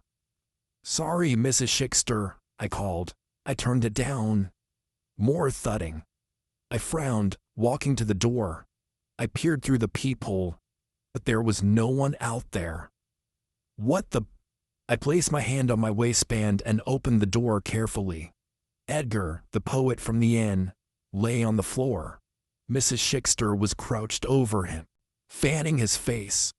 My elderly neighbor was pale as she glanced up at me. I'm not sure what's wrong with him. I let him in and we made it all the way up the stairs and then he just collapsed. I'm sorry, He collapsed. I bent and pressed my fingers to his throat. He was alive and breathing, but there was a tiny puncture wound in his neck. Darn, I muttered. That's not good. Mrs. Schickster, you'd better call 911. What are you gonna do? She asked. Mrs. Schickster, quick. She hurried off to her apartment across the hall and disappeared inside. Carefully, I shifted Edgar into a more comfortable position, then examined the wound more carefully. It didn't look like there was any poison on the skin. They want to know his height and weight, Mrs. Schickster called from her doorway. About 6 foot 180 pounds, I shouted. Mrs. Schickster relayed the information in a panic, while I carefully picked up Sunlight and walked him into my bedroom. I placed him on the bed. I'll be right back, it's important. Sunlight gave me an indignant meow and licked his leg instead of following me. I brought out my burner phone, shot gamma a text with the details of what had happened, then walked back into my apartment and threw the phone in the sink. I switched on the electric kettle, tapping my fingernails on either side of it on the counter, waiting for it to boil, then finally poured the steaming water over the phone. Finally, once it had cooled and the sounds of the ambulance sirens approached, I dropped the phone on the floor and shattered it with my heel. Chapter 11. Edgar groaned in the hospital bed and opened his eyes, peering around at the calm space he'd been placed in. The cubicle curtains around his bed were drawn, and he blinked rapidly, touching a hand to the drip attached to his arm. I watched him, taking in how he interacted with everything. He didn't seem too afraid, but he might have been groggy. I stroked a finger over the microphone against my throat, then rose from the super uncomfortable hospital chair. Edgar started kicking his legs at the sight of me. Sorry, I murmured. I didn't mean to scare you. The cubicle was dark, and I switched on Edgar's bedside lamp. Edgar was pale, lips tinged ever so slightly blue. But he was alive. How? How had he survived when Bryce had died? Had the killer given him a lower dose? Or was this the type of poison that acted slowly? The ambulance had arrived in minutes, whereas Bryce had been out in the forest for a while. What happened? Edgar asked. I patted the air to indicate that he should keep his voice down. I wasn't strictly allowed to be in here, and sneaking in had been a chore. You were attacked, I said. The doctors think someone tried to poison you. Poison? Yeah. Why? That's exactly what I intend on finding out, I said. What's going on, Edgar? Why did you come to see me at my apartment? I wanted to talk to you about... Edgar worked his mouth. Can I get some water? Sure. I poured him a glass out of the jug beside his bed. Edgar regarded the water with suspicion, and I didn't blame him for it. He took a sip, finally, and then glugged back the rest of the aqua like his life depended on it. Why did you come to see me? I asked. I heard, Edgar said, wiping his mouth with the back of his shaking hand, that you're the type of person who can help people fix their problems. That's what April said. You heard correctly. I grasped the railing around his bed. What kind of problem did you need me to fix? I've been having an issue with... Go on. April? What about her? Edgar hesitated, fiddling with the empty glass. I took it from him and placed it on the bedside table, studying his behavior. He was exceptionally nervous. I'm in love with April, he said, and I'm very concerned about her well-being. She puts herself in dangerous situations. Are you and April an item? I asked. What does that matter? No offense, Edgar, but I'd prefer not to work for a stalker, I said. If April doesn't want you involved in her life, then… No, it's nothing like that. Edgar touched his fingers to his neck, right over the puncture wound. April doesn't have feelings for me like that. She's interested in someone else. Or she was. But I think… Give it to me straight, I said impatiently. I didn't have time to mess around with platitudes or niceties. I needed answers before I got kicked out of the darn hospital. April has run afoul of some bad people, Edgar said. Some very bad people. I think they're the same ones who killed Bryce Briggs. What do you know about that? What I know is that Bryce and April argued before he passed away. They did? I asked. I heard them, Edgar said. I happened to be up on the second floor 2 nights before the Halloween party, when I heard people arguing loudly. Did you hear what they were arguing about? Something to do with business and things not being safe, Edgar said. April told Bryce to be careful and he said he had it all under control. And this happened at the inn? I asked, finding this difficult to believe. Sure, Edgar laughed. Unless I dreamed it. I have an active imagination, but it's not that active. I saw them together. I nodded. And you think whoever Bryce had dealings with was aware of April's presence? Yeah, please, Miss Smith, you have to help me. I don't know what I'll do if anything happens to her. And now they've tried to do something to me, too. It's too dangerous out there for her. She's a sweet young woman who needs protection. This man was hiding something. He'd been poisoned, so he likely wasn't the murderer, but he had a secret that he wasn't telling me. Did you have business dealings with April? I asked. What? No. No business dealings whatsoever, I asked. None. And do you know what business Bryce and April were getting into? Edgar paled. No. If you know something, you need to tell me. I can't help you or April if you don't. Edgar traced his lips with the tip of his tongue, glancing around at the curtains nervously as if they had ears. There were patients on the other side of them, but I doubted they had anything to do with the murder or the inn. Then again, one couldn't be too careful. What's your number, Mr. Pohl? He gave it to me hurriedly. Does this mean you'll take my case? I'll be in touch, I said. And then I emerged from the curtains and exited the ward. The walk through the hospital was brief. I waited patiently in the parking lot. 5 minutes later, an SUV with blacked-out windows pulled up, and the passenger side door opened to admit me. I got inside, tapping my throat to deactivate my microphone, and put on my seatbelt. Gamma waited until we were out of the parking lot before stopping again and producing a scanner. She ran it over my body, and it blipped twice.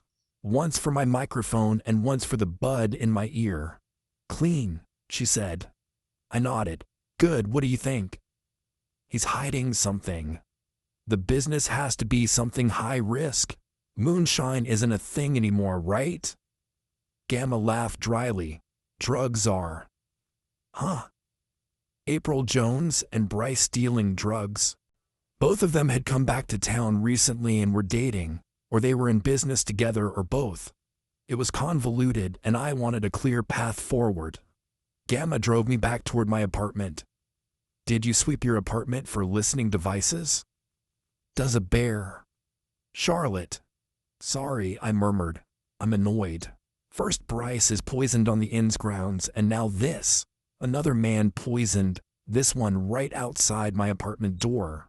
What is the enemy trying to prove? That they can reach us anywhere? Precisely, Gamma said. They're trying to make us uneasy, destabilize us, throw us off their scent. Then why kill Bryce? I asked. That's what we have to figure out. I doubt it was a case of mistaken identity. He was very clearly followed onto the premises. Whoever did this has been watching for a while, Gamma said. Watching and waiting to take their chance. I checked the coast was clear before opening the car door. Charlotte, Gamma said. I glanced back at her. Do be careful, will you? Chapter 12. The following morning, I gave Sunlight oodles of attention so that he wouldn't fuss at me for leaving him alone again. He purred and rubbed his kitty face against the side of mine while I drank coffee that I'd tested for poison with a kit Gamma had given me a few months ago. It always paid to have one in the house when you had immortal enemies across the globe. I'm not going to be too long, I said, and I'm not going to stay the night, but I have to work away from home today, Sunlight. I received an indignant meow in response. I understand, I said, but it is what it is. There are lives to be saved. And if I didn't handle this, Grant and the rest of the NSIB would sweep in and neutralize the threat before taking us away from gossip and the people we had grown to love. I sighed, finished my coffee and headed for the door, catching a glimpse of my reflection in the black TV screen. You don't want peace, Charlotte? Gamma's words rang in my head. Was that true? Did I not want peace? Or was it boredom I wanted to avoid?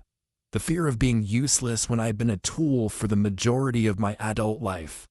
I checked my phone for text messages and found one from Edgar. They were talking about a new product that would put the big pharma out of business, a cure-all pill. Edgar. I raised my eyebrows, so he'd finally spilled some details. I tapped my throat. Come in, Big G, I said. Are you reading me? Loud and clear. Our second victim claims that Pretty Bird and Vic 1 were bringing a new cure-all pill to market, or so they believed. My assumption is that's what Scammer was talking to Vic 1 about earlier in the week. Copy. I left it at that. Whether the pill worked or not wasn't the issue here. It was that someone might have believed that they were a problem, or Screenton had grown opportunistic and wanted to get rid of his business partner. But that didn't fit with the narrative that this was a foreign spy threat, and the method of the delivery of the poison pointed toward it being a professional job, someone from a big pharmaceutical company. If that was the case, then this miracle pill might have been an actual cure for something. I didn't buy it. Whenever Dale Screenton was involved, there was always a catch. I left Sunlight with food, water, and a cat tree to scratch, then headed out of the building and into the Mini Cooper. I'd left it here last night, opting to ride in the back of the ambulance instead, with the lie that I was Edgar's sister. The Gossip Inn was as lovely as always. The gates thrown wide open, the rendezvous tree out front, the bench beneath it littered with leaves and oranges and golds. I parked on the gravel driveway and hopped out, keen to have an in-person conversation with Gamma and with April, who clearly had a lot of stake in whatever was going on at the inn. Shouts from the front yard drew my gaze. Two people stared at each other, standing on the neatly trimmed lawn. April and her father, Colby. You can't tell me what to do, April screeched, pointing at him. I'm grown now, Daddy. You can't tell me where I can go and who I can talk to. I don't even know who you are anymore, Colby growled back. I thought you were my daughter, but you're a stranger. You went away and came back, and I don't recognize you. I've done nothing wrong. I help you with the ranch, and You're not allowed to leave the inn's grounds, Colby said, drawing his hand through the air. What? April's jaw dropped. I wasn't the only one watching the argument unfold. A few other guests had filtered out onto the lawn under the pretense of enjoying the day, when really they were as curious as I was. You are not allowed to leave, Colby repeated. I forbid it. You can't tell me what to do. I'm a grown woman, April said. I'll go where I want, when I want. I'm trying to protect you. There's a murderer on the loose. For heaven's sake, look over there. The whole one side of the inn is off limits. He gestured to the police line that had been put up. And you were the one who decided to go off and make friends with him. Him? Bryce? You're talking about Bryce. April trembled with rage. How could you even mention him after what you've done? Everything I've done has been for your protection. I don't care, April said. Bryce was a good man, and you're acting like he's evil or something. Evil is as evil does. That doesn't even mean anything. He was a good man. He was a criminal. He might as well have been. Colby took deep breaths, but it did nothing to calm him. My gaze wandered to the police lines and the section they had cordoned off. I doubted it would be there for much longer. The scene processing had to be close to finished. But April openly talking about Bryce like this put questions in my mind. You always do this, April hissed. It's the whole reason I left in the first place. I'm not some harmless little girl who needs you to protect her anymore. I'm done. I'm leaving. She turned to go. Her father caught her arm. April, you're not going anywhere. I took a step forward to help, but April had already wrenched her arm free. Let go of me. And then she marched off. April Jones, you get back here right now. But Colby's words made no difference. His cheeks colored, and he glared around at the crowd of people watching. Enjoying the show, I left him to continue his rampage and entered the inn. April was a risk-taker. Colby was determined to protect his daughter. Could it be that Colby might have wanted Bryce out of the way? Didn't fit the spy theory we'd established, but I was starting to wonder which, if any, of the puzzle pieces actually fit together neatly. I found Gamma in the kitchen, trying to enjoy a coffee, but looking pale and thin. Charlotte, there you are. Any news? I filled her in on the fresh gossip, and Gamma listened with a blank expression. An interesting theory that doesn't gel with what we already have. I know, I said, but something strange is going on here. The personal relationships between these people keep coming up. They have to be relevant. There's one problem with your theory, Gamma said. Mr. Jones was at the inn yesterday when Edgar was attacked. I was having a lovely conversation with him about the evening's dinner menu when it happened. And April? I'm uncertain where she was, Gamma said, but I doubt she was in the inn. Mr. Jones kept glancing around like he was worried about what might happen to her. His eye was twitching. I nodded. So April could have been the one who attacked Edgar. It wasn't quite right, but I had to talk to her and see if I could figure out the truth. Chapter 13.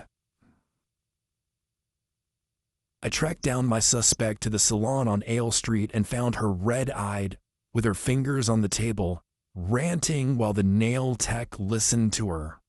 And he just doesn't get it, she said. We had something special, something that people don't understand. He was the guy for me, you know, the type of guy who stood up for what was right in the world. And he loved animals. I pretended to browse the laminate menu at the front counter while listening in on the conversation. I'd only ever gotten a pedicure once in my life, and it hadn't ended well. I tended to kick when I got ticklish, an involuntary reflex, and I'd nearly dislocated the woman's jaw. Not a fun day. So, you must be really sad that he's not around anymore, honey, the nail technician said, while she filed and shaped April's nails. I can't believe he's gone. We tried to keep our relationship private for as long as possible, and the day after I tell my father, this happens. You don't think? I don't know, April said, but I'm not going to let him control me. I need to grieve. I need to find a way to continue life without my Brycey bear. How long were you two dating? We met online in Kingdom of Metlantia, April said. That's an online game. It's like a second life.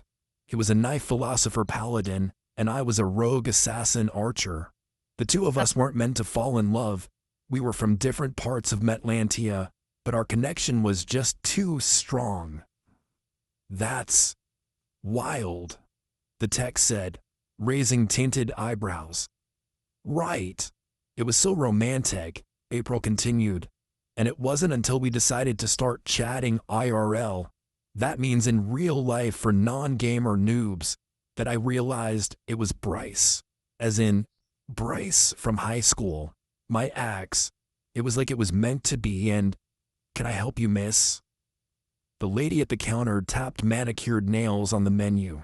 Anything catching your eye? Sure, I'll take a classic manicure. I needed to hear more.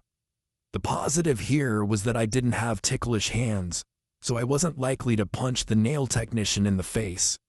I sat down at the table beside April's and smiled at the woman who took a place across from me. So, a classic manicure, she said. Yeah, that's the one. And then I tuned into what April was chattering about. Had an idea that would put those big wig drug manufacturers out of business. A pill that will cure everything. He even had a contact for it. Wow, that's... So what color are we doing for you today? My friendly technician asked as she set to work on my cuticles. Huh? I don't know, you pick. Well, I happen to love bright colors, so... That's fine, I said, waving the hand she wasn't working on. The lady shrugged her broad shoulders beneath her salon smock. Dale Screenton of all people. I was so angry. I mean, how could he possibly think that Screenton would be a good contact? And when I brought it up, poor Brycey realized he'd made a mistake. Oh, girl, then what did he do? I told him that he had to go back to Screenton and tell him that the business idea wasn't happening, or like to chase him off so that we could work on the idea together in private. But it feels like everywhere I turned, people wanted to cut in or try to get a slice of the pie. Like who? Everyone. Even new friends that I made at the inn. I'm staying up at the Gossip Inn. Oh, I heard that place was bad news. I stiffened. Clearly it is, April said. I mean, my Brycey Bear is dead. And you don't seem that unhappy about it. This whole speech to the nail technician felt forced. Or maybe that was because I didn't spend enough time hanging out in places like this. I heard it was haunted, April's nail tech said. I heard that people die there because the place is cursed. Y'all should have just stayed at Jessie Belle Blue's place. She's got a guest house and a cattery. Did she say what I just think she said? Gamma's voice spoke in my ear. Darn, I'd forgotten to turn off the microphone, and the one thing that could push my grandmother over the edge was an argument with Jessie Belle Blue, the pashmina-wearing witch of gossip. Respond. Come in. I'd have to handle this. Jessie Belle Blue's guest house, April asked. Maybe I'll talk to my idiot father about moving us over there. I wouldn't, I said. Both nail techs and April turned to me. Sorry, I said. I couldn't help overhearing. You mentioned moving the Belle Blue's guest house and I wouldn't advise it. Why not? It's unsanitary. This was so wrong of me, but I had to stop this train before it left the station. Unsanitary, and Belle Blue has a habit of, snooping in people's rooms. Which of course was nothing compared to having cameras in almost every room in the inn, apart from the bedrooms. Really? April gave me a scandalized look, and then recognition flashed across her face. Wait, you're Charlotte, right? We met the other night. That's right, I said, extricating my hand from the nail tech's grasp to shake April's. Nice to see you again. Crazy what happened at the inn, right? I returned the hand to the nail tech, who snipped at my cuticles with a ferocity that seemed inadvisable. Crazy? That was my boyfriend. I'm so sorry, I said. That's terrible. How are you holding up? Fine, I guess, April replied. It's just difficult because I miss him, and now I have to deal with my father being mean and impossible. I gave a sympathetic nod. That sounds tough. I hope they catch whoever did this. I heard they think it's someone staying at the inn. April swallowed audibly. Really? Yeah, that's what I heard, but who knows? I just wish I hadn't been wearing my earphones that night, then I might have heard something. I did hear something, April said. No way.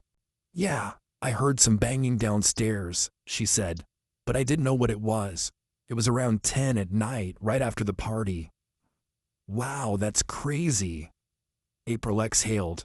A part of me wonders if this happened because of me. I was meant to meet with my darling that night, but I fell asleep. I was too tired to go out and see him. There was a reason he might have been at the inn, but then who had been following him, and why? Cameras. Could it be that one of the guests at the inn had left the party and hadn't come back until much later that night? There had to be a clue. That, or it was as simple as it having been Screenton, or the dad. I had to talk to Gamma about this. Come in, ugly sweater, Gamma's voice said. I whispered. No comms. Understood. I need you to return to the nest. Now I've got the perfume analysis back. I rose from the table and the nail technician gasped as the glitter nail polish she'd put on 3 of my fingers smudged. Sorry, I said. I just remembered I have a previous appointment. I grabbed my wallet out of my purse and threw money down on the counter, then ran out of the salon. Chapter 14. Gamma loaded the information up on the screen with a dour expression, turning her lips down at the corners. This is not ideal. In Gamma language, that meant things were about to go very, very wrong. What do you have? I sat on a swivel stool in the underground armory and spun from side to side like a nervous child. Stop it, would you? You're giving me the fear, Gamma said.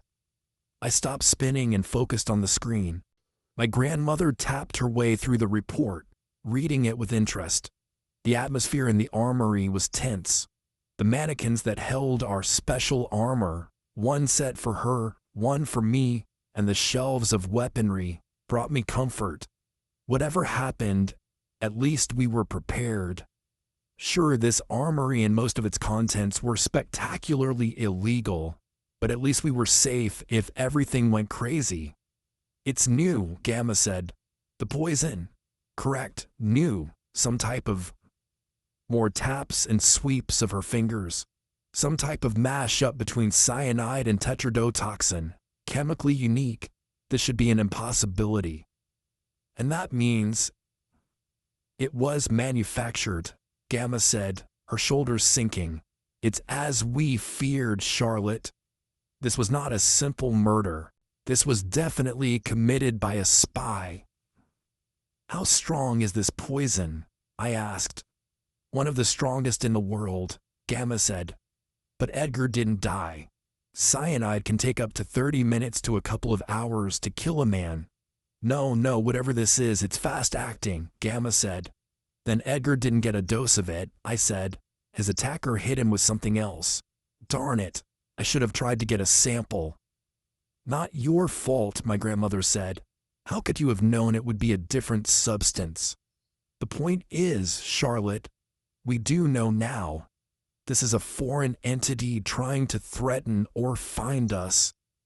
But why not kill us outright? They want something, Gamma said. Most likely information.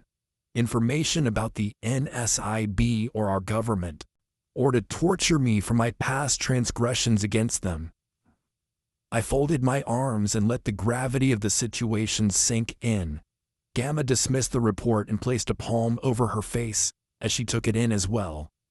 Something occurred to me while I was getting my nails done, I said.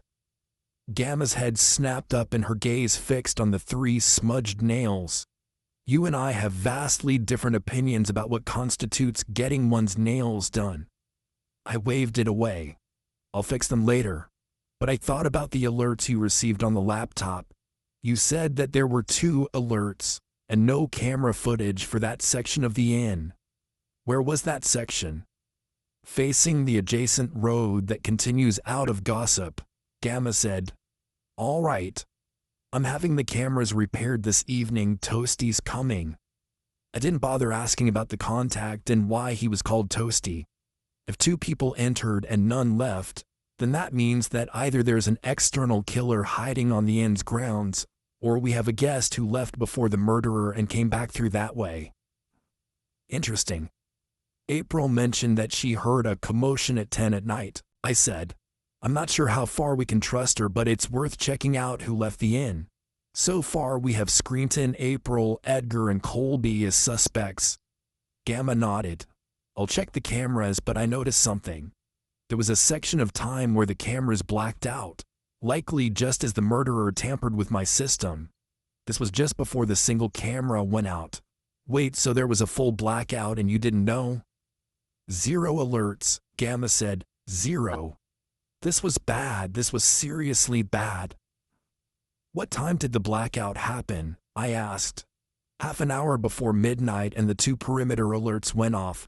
The blackout lasted for about 3 minutes. That's a long time. That's enough time for a guest to return. Gamma nodded, pulling up the footage she had of the front of the inn. She scrolled toward 10 p.m. and... There, I said, pointing.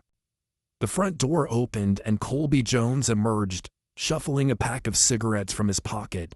Wearing his Phantom of the Opera mask, he headed off down the front path and disappeared from sight. You don't have an alert for the front gate? I asked. Only cameras. Gamma forwarded the footage. An alert would drive me crazy. Huh. 10 minutes later, Edgar emerged from the inn on his phone and shaking his head at something. He walked down the steps and started talking as he walked toward the exit. He disappeared as well. 2 suspects out, I said. But did they come back? Gamma and I spent the next half an hour trawling through the footage, looking for any evidence that the 2 men might have returned. There was none, but the blackout of 3 minutes put question marks in my mind. It could be that both men had returned during that 3-minute blackout period. Or it could be that one of them had, and the other had been the murderer.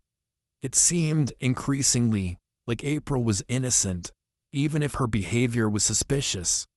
But what about Screenton? I'm going to talk to Mr. Jones and ascertain an alibi, and then I'll go see Screenton, I said. I'll have to talk to Edgar again as well. Poisoned or not, I need more evidence that proves these people were near the crime scene.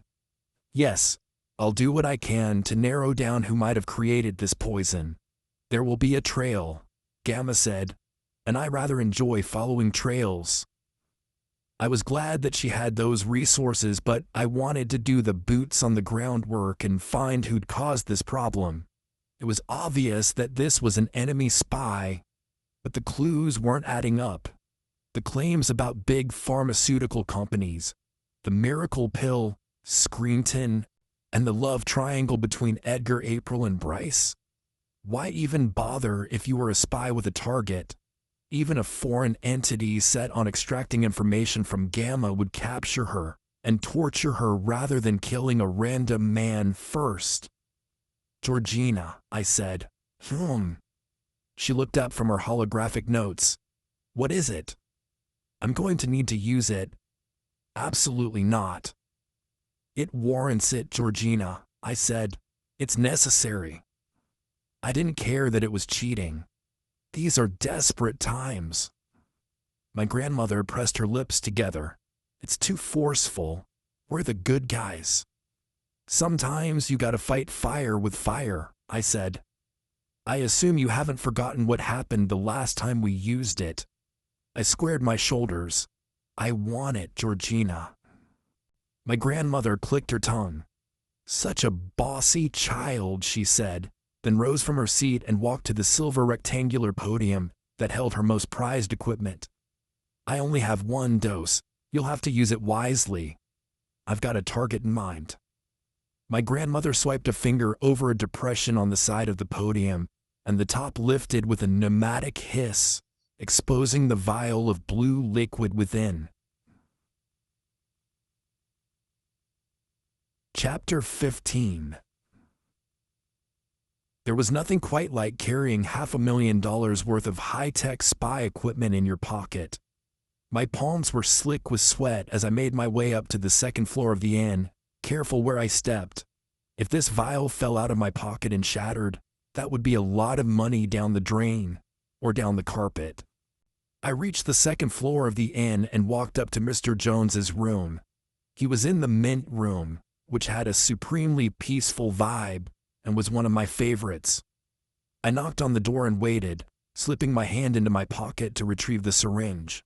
At the sounds of the approaching footsteps, a sense of cold calmness swept over me, a readiness that I associated with my time abroad in dangerous situations. 3, 2, 1. I released the breath. The door opened and Mr. Jones frowned at me from inside. "Oh, hello, Charlotte. I didn't expect to see you here." "Mr. Jones," I said, "how are you today?" I glanced back down the hall.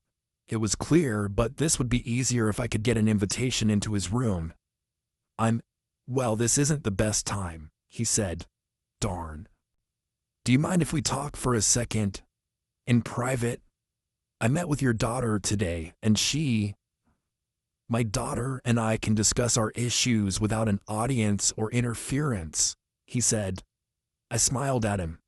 "Mr. Jones? Isn't it a little late for that now?" "Huh?" "There's someone behind you," I said, flicking my eyes into the room.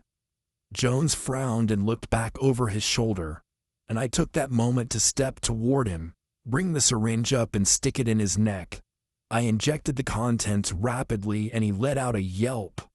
Quickly, I swept his foot out from underneath him and sent him onto the floor, then entered the room and kicked the door shut. Jones opened his mouth to scream, but I withdrew my gun and pointed it at him. "Quiet." "It was you," Jones hissed. "It was you who—" "Whatever you think you know, you're wrong," I said. "And you're going to talk when I tell you to, do you understand?"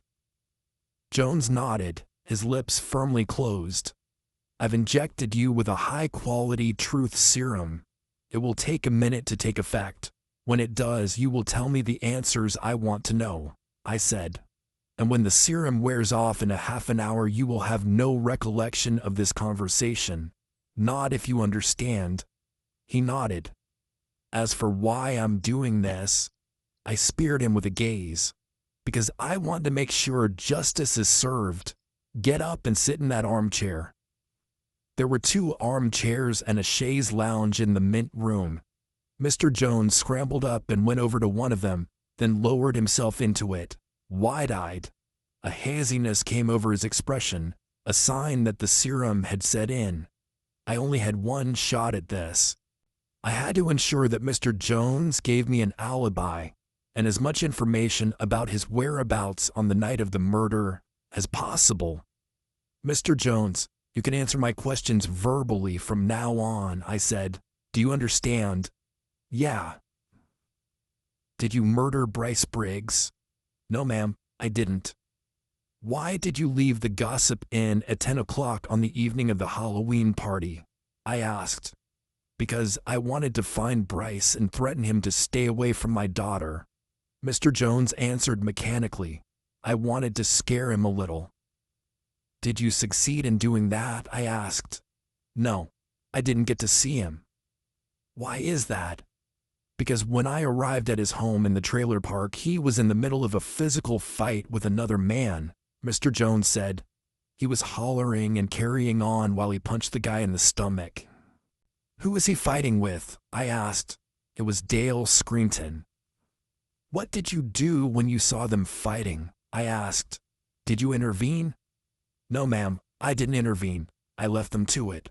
Figured I'd come back later, so I went to the Hungry Steer instead and had me a good dinner and a couple of beers. Then I came back to the inn." "You walked home?" I asked. "Yes, ma'am." "And what time did you arrive back at the inn?" "Must have been just past midnight," he said. "Which entrance did you use?" I asked. A hazy frown creased his brow. "The only entrance there is the one at the front." "Did you see anything suspicious on your way home?" "No, ma'am." "No men or people in the darkness?" I asked. "No, ma'am. It was a long walk, and I was drunk." I took a breath, studying him with interest. He wasn't the murderer. That was one suspect eliminated. What I would give to have vials upon vials of this truth serum. But Gamma only ever had one at a time, and they took ages to replace. Mostly because she got them as a favor from a good friend, and if she asked for too many, the source would get spooked. "Your daughter, April," I said. "Do you know where she was on the night of Bryce's murder?" "She told me she was asleep," he replied. "Do you think she's lying?" "Yes. I think she was awake because I saw the light on under her door." This was what was called hearsay, but it helped me regardless. He wasn't the murderer, and she was meant to meet up with Bryce. But she couldn't have been the person to leave the inn's grounds and come in again, triggering the alert. "What do you know about Edgar Pohl?" I asked. "He's a nice enough boy. He's a poet. We met him when we moved to the Gossip Inn. He has family out here that he's visiting. But I don't like that he's been spending so much time with my April." "What was April doing in Minnesota?" I asked. "Studying business," he said. "She's going to help me on the ranch." "Did you tamper with the cameras along the perimeter fence?" "No." It was in keeping with what I'd been told by both of them. And that left me with two major suspects: Edgar Pohl, who had left the premises but had been attacked, and Scranton, who I had yet to talk to, and who was next on my list. Again, I wish that I had more of this truth serum. I'd cleared one man, but it would be more difficult with the others, and there was still a slim chance that April had slipped through the cracks and somehow committed the crime. "Thank you, Mr. Jones. I appreciate your cooperation. The next little while, you will stay in this chair, do you understand? Stay in the chair until the effects wear off." And at that point, he'd have no memory of the interrogation. "Yes, ma'am." I tucked my weapon away, collected the discarded syringe, and exited the room. Chapter 16. Dale Scranton worked at the antique store on Billet Street. The building was sandwiched between a butchery and a florist's, both establishments that were well respected in gossip. The antique store, however, had a crack in the front window, and the displays within were covered in a fine layer of dust. That was mostly because the owner, Mirabelle, had failing eyesight and allowed her daughter to run everything for her. I entered the dimly lit interior and blocked a sneeze with my finger. Dale stood behind the counter, fiddling on his phone. He didn't so much as glance up when the bell over the door tinkled. Suited me just fine. I preferred to observe before I questioned, so I moved between the antiques, admiring tables and old lamps and chairs that looked as if they hadn't seen the light of day since the turn of the century. There were price tags that made the eyes water. I was pretty sure Gamma would have a field day here. I lifted my finger to tap my throat, but stopped when the bell over the door tinkled and Aaron Good entered the store. Darn. Just what I didn't need. I slinked between the furnishings and displays, reaching the back of the store so I could watch what ensued. Was Aaron here to shop? Didn't seem like he was the type of guy who enjoyed a good antique, whether teapot or end table. But then, never judge a book by its cover, right? The most likely answer to my question, though, was that Aaron had come to talk to a suspect. He had to be on to Scranton. Good was a good cop, the kind who did his homework and followed the rules, and that was exactly why things would never have worked between us. He wanted peace. I wanted the opposite of that. Is that really what you want? You're happy that everyone is in danger? I turned the corner, shaking my head at myself, and ran straight into Good. His arms came up and he caught me before I could topple. "Whoa, there, easy." Good stopped dead. "Smith, what are you doing?" Realization dawned. "Seriously? That should be your catchphrase," I murmured. "Seriously?" I couldn't help teasing him. "Shut up." "No, you shut up," I whispered. "I was here first. I'm here on police business." "Yeah, well, I'm here on..." He waited for me to explain. I cleared my throat gently. "Antique business." Antique business. You're here on antique business, he said. You expect me to buy that? Remember that conversation we had about what you can buy and what you can prove, and the difference between those two concepts? Yeah, I'm gonna need you to refer back to. You need to leave, he breathed, grabbing hold of my upper arm and sending a spike of excitement and anxiety into my chest. Now. I'm in the middle of something. You can't tell me to leave. I'm not here to talk to you, I said, or anyone. I'm shopping. Shopping, he said. What are you shopping for? I reached over and picked up a tiny porcelain statuette of a cat. This. You're shopping for an ugly cat statuette. Big words from a man who wears ugly cat socks, I replied. That costs $1,000, Aaron said. We both stared at the price tag. He was right. I slowly put it back on the shelf and we let out a collective sigh when it safely landed back in its place. The store had a strict, you break it, you buy it policy. Maybe we move away from the glassware, I said. Yeah, maybe you should. Out the door. Ooh, burn, I said. You get that from a 90s TV show? Same place you got your sense of humor. I stuck my tongue out at the man. Actually stuck my tongue out what on earth had gotten into me. Instead of waiting to find out, I walked away before I attacked good and wound up breaking something expensive, like his arm. I stopped near the front of the store, thoroughly annoyed by the fact that the detective was here. He had officially foiled my plan to talk to Screeton and press him for information. I couldn't do that with Good around, and I'd bet that cat statuette that he'd be keeping a close eye on me after this. Not that it mattered. I'd move in the shadows as usual. Annoying. Why was this man both handsome and annoying? Aaron strode past me, pointing 2 fingers toward his eyes and then back at me again. I pulled a face at him. He walked up to the front counter and stopped in front of it.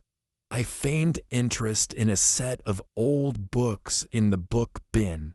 They were reprints of the classics, and their spines were worn with age, their pages yellow. Dale didn't immediately look up when Aaron stopped in front of the counter. The detective cleared his throat. Just a second, Screeton said, scrolling idly on his phone. Busy with something here. Good waited patiently. See, in this instance, I would have grabbed the front of Screeton's jacket, jerked him forward, and made him look at me. Finally, Dale looked up and spotted the detective. He went pale. I don't want no trouble, Screeton said, off to a raring start. See, this was the difference between Good and me. When people saw the cops, they started acting strange. When they saw me, they saw a harmless blonde girl with an attitude problem, who wore too much mascara and carried cat fur on her clothes. Sunlight liked to nap on my t-shirts. Mr. Screeton, my name is Detective Good, with the gossip. I know who you are, Screeton said, and I didn't do nothing. I thank you for your honesty, Good said slowly, but I'm not accusing you of anything. I just wanted to talk. About what? About Bryce? Yeah, actually, now that you mention that, did you know him well? Nope. Really? Detective Good said. You didn't know him? Nope. Not even a little. Nope. So, you didn't have a conversation with him about a miracle drug in the party store the other day? Don't know what you're talking about. And if you're thinking that I did something, you're wrong. And I am going to need to talk to my lawyer now. You're not under arrest, Good said. You're not being detained. Uh-huh. You think I don't know how this works? Screeton asked. I've seen all them cop shows. I know what kind of tricky stuff y'all get up to. Trying to trick people into saying things that ain't true. I seen it. I'm sure you have, but that's not what's going on here. I covered my mouth to keep from laughing. I couldn't help it.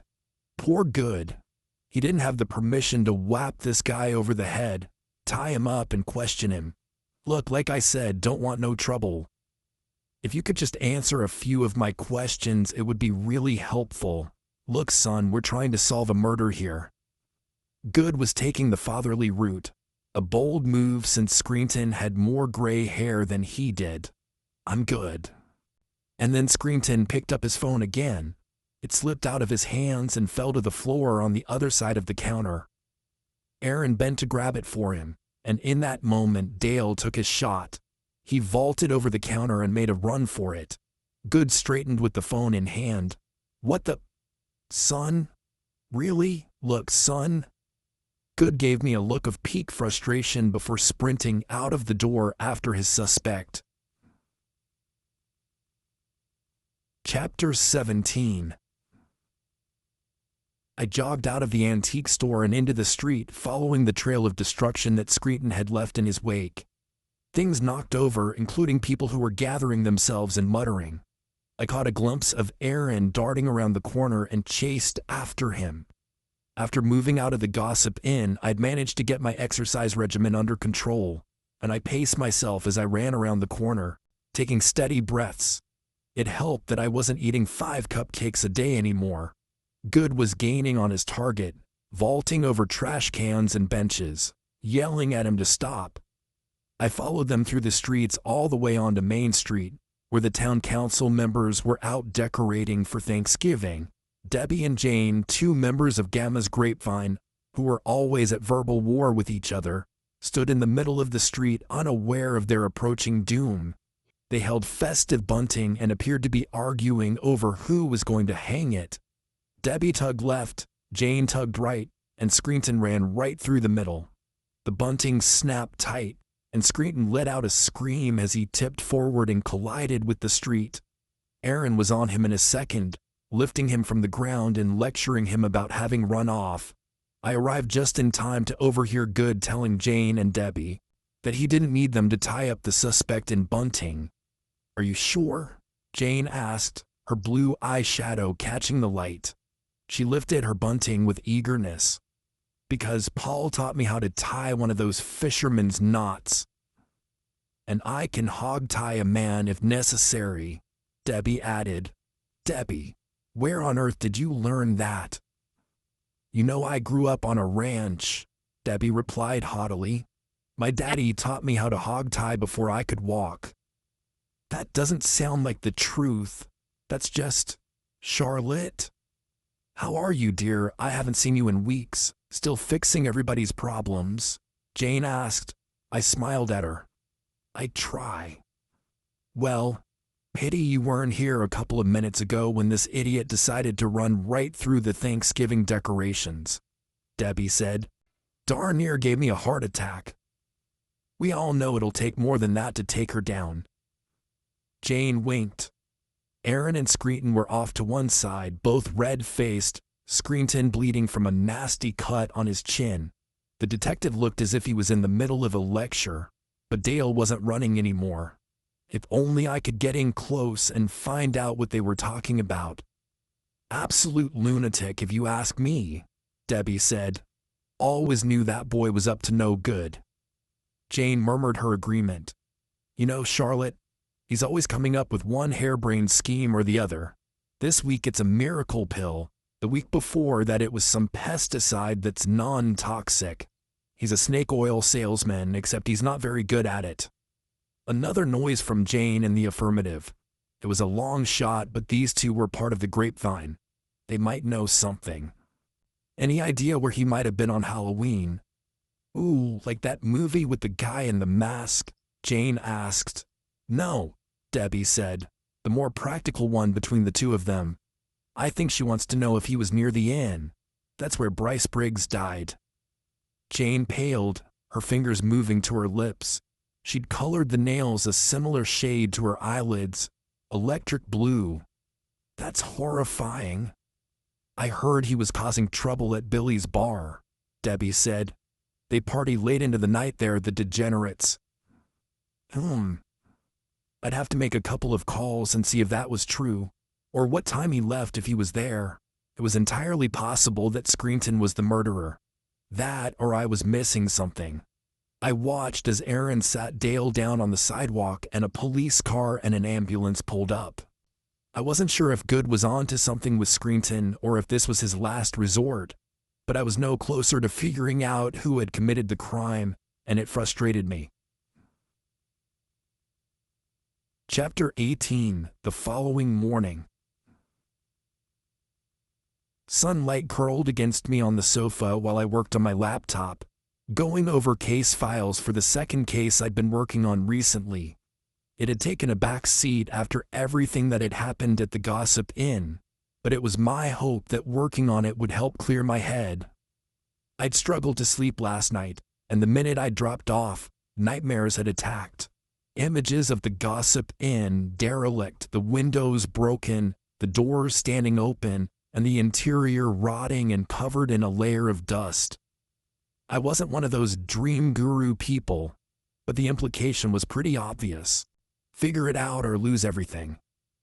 I stroked Sunlight absently, and my ginger kitty purred and squished his little face with his paws, curling in on himself. You're very distracting when you're this cute. Come in, ugly sweater. My grandmother's voice snapped through the earbud. I tapped the microphone on my throat. This is Ugly Sweater. What do you need, Big G? Is all well at the nest? That's an interesting question, Gamma said. Law enforcement is here. I suggest you make your way over with haste. Big G, out. Copy. I sighed and set my laptop aside. I have to go, Sunlight. Sunlight meowed at me. He was a very attached cat, possibly because he was used to having more than one cat around. It might be time to get him a friend. I'll be back as soon as I can. I'll ask Mrs. Schickster to check in on you, all right? Another meow. I bent and kissed his furry face, then made my preparations to leave. Pistol in place, the house firmly locked up, tripwire in the bedroom door closed. I wasn't super concerned that Sunlight would set off the tripwire. He was a smart cat, but it was better to be safe than sorry. Besides, there was always the chance that Mrs. Schickster was in a nosy mood and decided to snoop in my bedroom. I locked the bedroom door and headed out. The town was quiet because it was a Sunday, and the streets were perfectly decorated for Thanksgiving. Debbie and Jane had done a great job. I parked outside the Gossip Inn beside 2 squad cars. I emerged from the Mini in time to witness Detective Good exiting the inn, accompanying Mr. Jones, who was in cuffs. My jaw dropped, but I corrected my expression right away. Was he out of his mind? He'd arrested Mr. Jones, the father? Sure, Good didn't have access to truth serum to prove whether Jones was innocent or not, but he was innocent, meaning there couldn't be that much evidence to prove he was the one who'd done it. Good fed the suspect into the back of one of the cars, then stopped to talk to the officers who'd accompanied him. I'd seen enough cops in action to know they enjoyed standing around talking about what had happened after the fact. I strode over to Good and tapped him on the shoulder. He turned, and his triumphant smile turned into a scowl. Smith? Good. What do you want? I need to talk to you for a second, I said. Over there. I pointed to the inn's porch with its porch swing and cute potted plants hanging from the eaves. Good considered me, but finally, he nodded. I stood beside the porch swing rather than sitting down, ensuring that we were far enough away from the other officers that we were out of earshot. It wasn't him, I said. Don't start with me, Good growled. Sue me. But that growl was attractive. I'm not trying to start anything. I'm being honest with you. I know it wasn't him. Doesn't matter what you know, right? It matters what you can prove. That was the gist of it, I believe, Good said. I took a deep breath and released it slowly, praying for patience. You cannot possibly have evidence proving that Mr. Jones was the one who did this. Jones doesn't have a solid alibi for the night of the murder. He admitted that he wanted to teach the victim a lesson. The camera footage Georgina provided showed him leaving, and Mr. Jones worked on a ranch.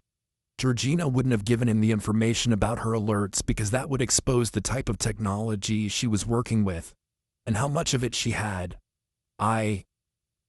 Good lifted a hand. Smith, he used cyanide traps to deal with coyotes. The poison that killed the victim was cyanide. Darn. Darn it all. How was it that all the clues had fallen into place, that they were all wrong? And now, an innocent man was going to prison because I couldn't prove who done it. Not only that, Good continued, but he was a loose cannon. He attacked anyone who got close to his daughter. We strongly suspect he was the one who attempted to take Edgar Pohl's life. What about the miracle pill, I asked. The business deal? The fact that Edgar left? What about Dale Screenton? Cyanide trap. Good shook his head. Did you hear that part? None of these people would have had access to the poison that was used except for Mr. Jones. But I knew that wasn't right, because one of these people wasn't what he thought. One of them was a foreign operative, and Mr. Jones's arrest had played right into their hands. Unless you're wrong. What's the matter, Smith? Are you angry that I solved the case? That things will go back to normal? You won't have a reason to cause trouble. Look, he said, it's over. You can relax, if that's possible. And then Good strode back toward the squad cars without a backward glance. He was wrong. This was far from over. Chapter 19. I'd added not letting Mr. Jones serve time for a crime he didn't commit to the list of reasons why I had to find the evil spy who had killed Bryce. To prove that Mr. Jones was innocent, I'd need physical evidence and perhaps a confession from the real murderer. No easy task, but I had two avenues of investigation. Dale Screen, who hadn't provided an alibi, refused to talk and ran when confronted, and Edgar Pohl, who had left the inn grounds and may or may not have been poisoned. Could it have been an act? If so, Mr. Pohl deserved an award. I didn't want Gamma to stress about this, but it was too late for that. She'd spent all morning in the armory after the arrest, even though it was a Sunday, trying to figure this out on her own. Any request to help or for her to relax was met with a blank stare. Gamma was in full spy mode. Georgina, I said, standing just inside the door to the armory. What is that? My grandmother ignored me, tapping away on her touchscreen. Gamma. The name snapped her to the present. How many times have I told you, Charlotte, you have to maintain? What is that? I pointed to the packed suitcase beside her desk. Well, what does it look like? Gamma asked. It looks like you're about to run, I said. What about the cats? What about Lauren and her family? What do you think I'm working on? Gamma gestured to the screen. I've had my contacts issue them with passports and an escape package that will be delivered to them the minute I leave. The cats. Gamma hung her head, looking defeated for the first time in her life. What is it? The cats will go to Jessie Belle Blue. No. Coco and Snowy will come with me, but the rest will have to go to Belle Blue. You can't do that, Georgina. She slapped her hand down on the table. I'll do what I have to do. The wrong man has been arrested. I don't have any more truth serum, and if they found me, they'll find me again.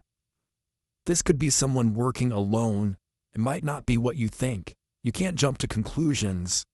If I want to protect those closest to me, I have to do exactly that. Georgina turned her attention back to the screens. Now, I have to get back to work. There isn't much time left before they make their next move.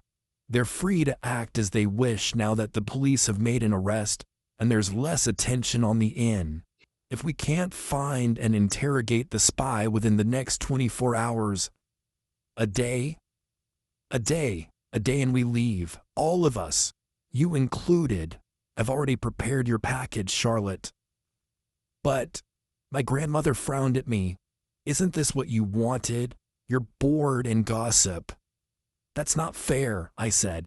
You wanted things to be more interesting. For once, look on the bright side of things. If we have to leave, you'll be getting what you want. But this wasn't what I wanted. I wanted to be in gossip and have interesting things happen, not things that would ruin our entire lives. Gamma gave me a soft smile, a consolatory one, before returning to her work, and I stood there, my hand moving to my gun, even though there was nothing to use it on. Focus on the facts. Edgar Pohl and Dale Screenton. I needed alibis for both of them, and fast. 24 hours and Gamma would trigger events that we couldn't return from. We would disappear from gossip, perhaps even the United States for good. Billy's bar was closed on a Sunday, which presented a problem, but Billy himself lived in the apartment right above it. So I took the metal-grated steps along the side of the building and banged on his door. That came from inside. Who's that? It's Charlotte Smith. Open the door. The latch clacked, and Billy opened the door a crack, peering at me through the gap, the chain still in place. What you want? To talk, now. About what? About Dale Screenton, I said. Ain't got nothing to say about that. And then Billy, to his detriment, slammed the door shut and walked off without locking it.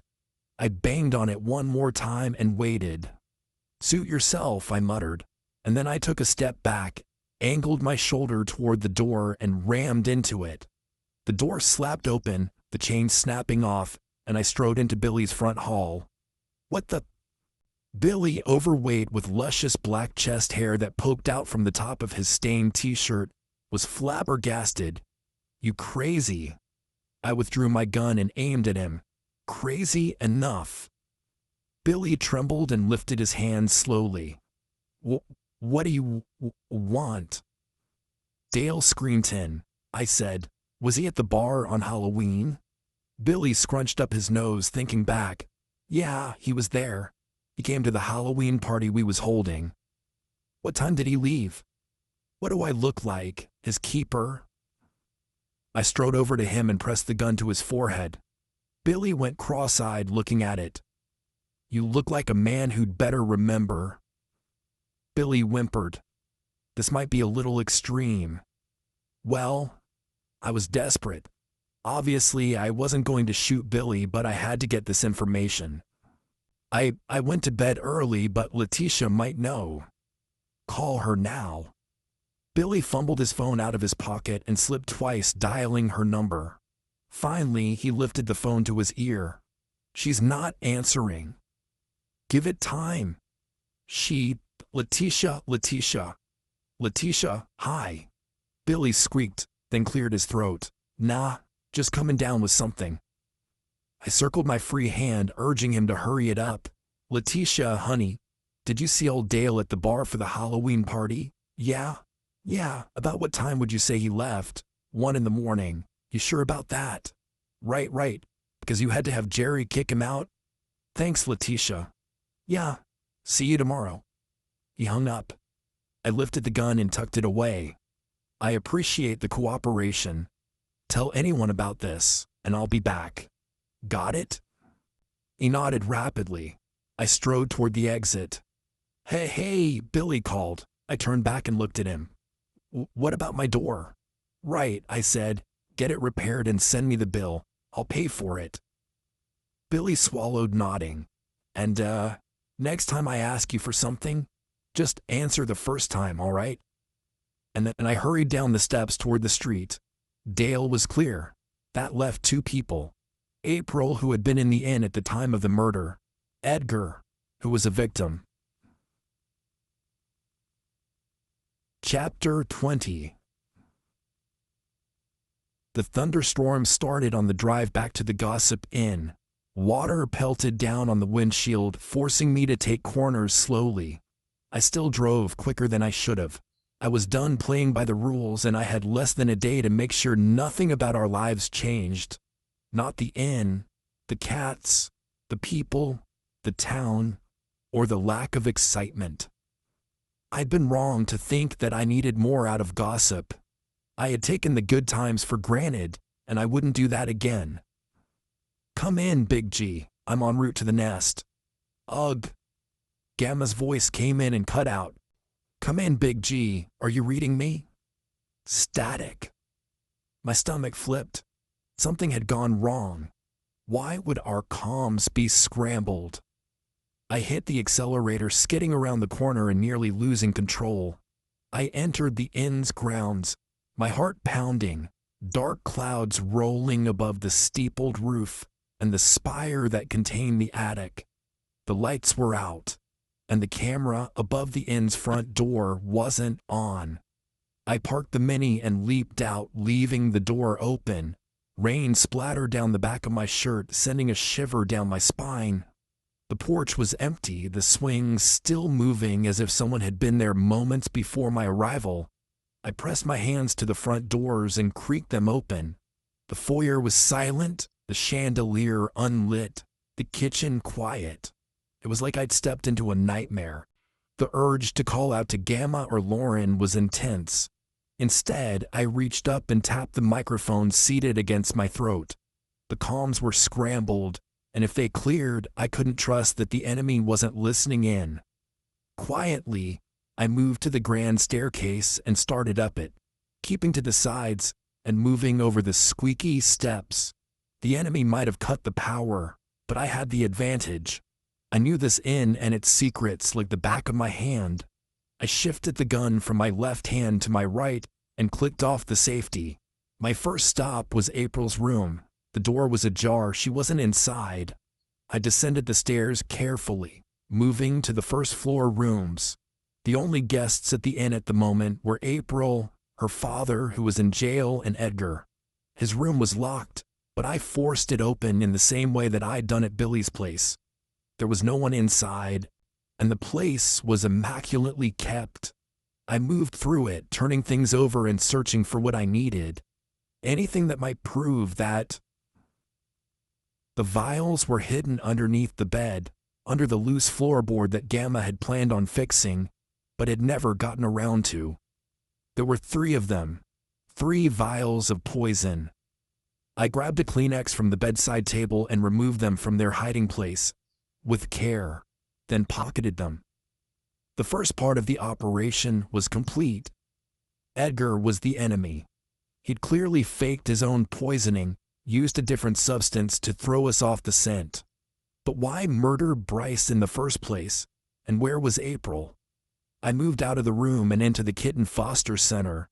Jessime crouched in the incubator room, trembling, her hands covering her ears.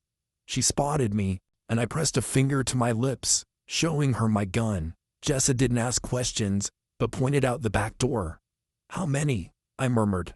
"It was one guy," she said, "Edgar. He took April with him. He had a gun." I nodded. "Stay here. Call the police in about 10 minutes. Got it?" "He told me not to," she hissed. "He said he would kill April if I—" 10 minutes. Call 911. Jessime's baby blue eyes sparkled with tears, but she nodded, and I moved to the back door. Thankfully, all the kittens were fine, completely unaware of the danger and playing with each other or waddling over to their litter boxes to do the deed. I stopped beside the back door, listening. Nothing but the patter of rain.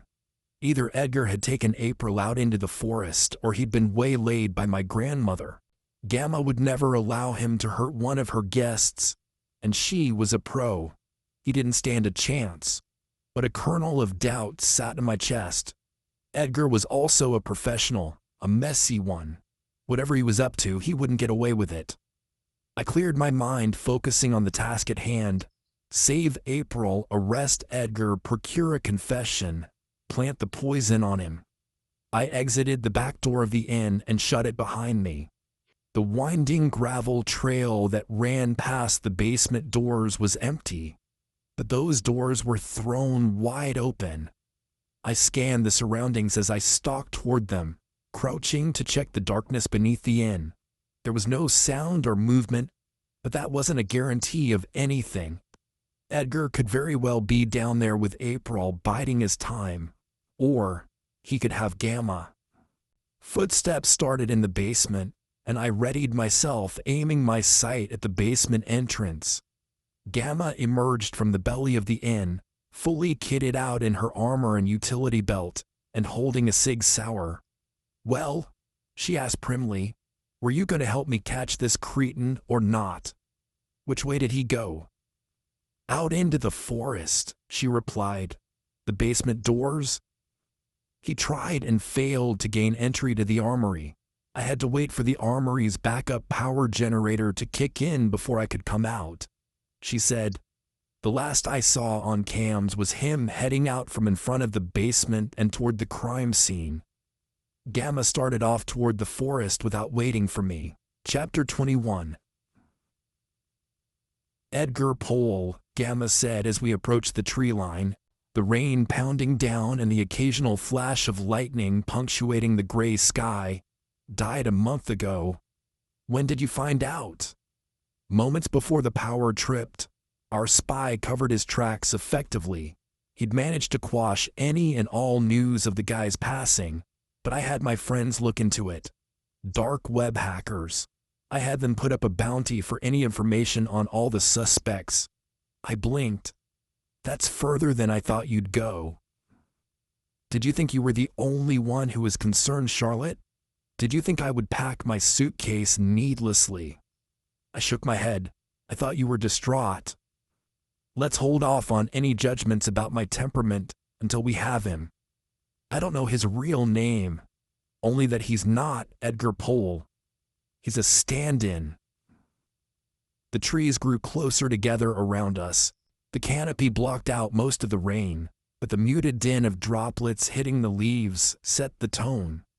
We walked quietly, and Gamma pointed to tracks in the grass, flattened blades that helped us track them. Why had Edgar taken April?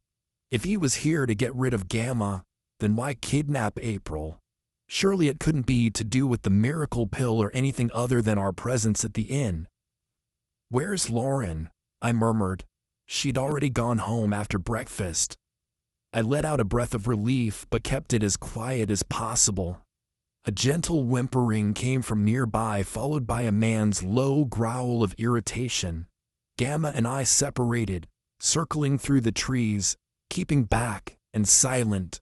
The source of the noise came from a clearing ahead. I kept to the west, Gamma to the east, and we watched in silence. Edgar Pohl, or the man who had taken his identity, stood in the clearing, towering over April. Her mouth had been gagged with tape, and her wrists and ankles were secured. "I want answers," Edgar said. "I'm going to remove the tape, and you're going to tell me what I need to know. If you don't, I will kill you and your family." Another whimper from April. "Do you understand?" Gone was the soft-spoken poet, replaced by this eagle-eyed man with a sneer, his voice like drawn steel. April nodded hastily. Edgar bent and ripped the tape free. April cried out. "Quietly," he said, "quietly." I didn't move a muscle. The gun in my hand, ready for whatever happened next. Gamma would give the signal if I needed to move in. "What do you want from me?" April whispered. "I thought we were friends." Edgar considered her without expression. "I want to know why you came here instead of running." Her running. "I know who you are," Edgar said. "I came all this way to find you." Who are you?" "I'm Vasilov's enforcer," he said. "And you are Delta Mission, the great niece of the infamous Georgina Mission. You're here to hide out at her inn. You thought I wouldn't catch you? You thought that I wouldn't fulfill my mission and bring you back to Vasilov, but you were wrong. I have gotten rid of your bodyguard, and I will get rid of your great-aunt too. But first, you will tell me the location of the weapons." April's jaw dropped. Look, I have no idea what you're talking about." "Playing it that way, huh? It won't work for you. Vasilov has paid me richly to find you." Vasilov. Vasilov. It rang a bell. I frowned out from behind the tree and caught Gamma actually face-palming. What was that about? I don't know anything. My name is April," she whispered. "I was studying in Minnesota. Your name is Delta Mission, he grunted. And you have assumed this guise to escape my notice. I've spent many months tracking you down. Did you think you could run forever?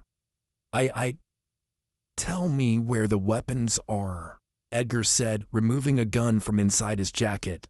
He clicked off the safety. Please, Edgar, please. Tell me now. I didn't go through hell to find you, poison myself, under penalty of death to come away empty-handed. Tell me, or die. Across the clearing, Gamma gave me the signal.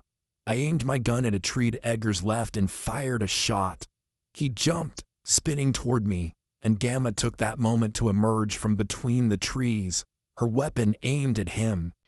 Edgar's gaze was fixed on me. His gun came up, confusion flashing on his face. What are you?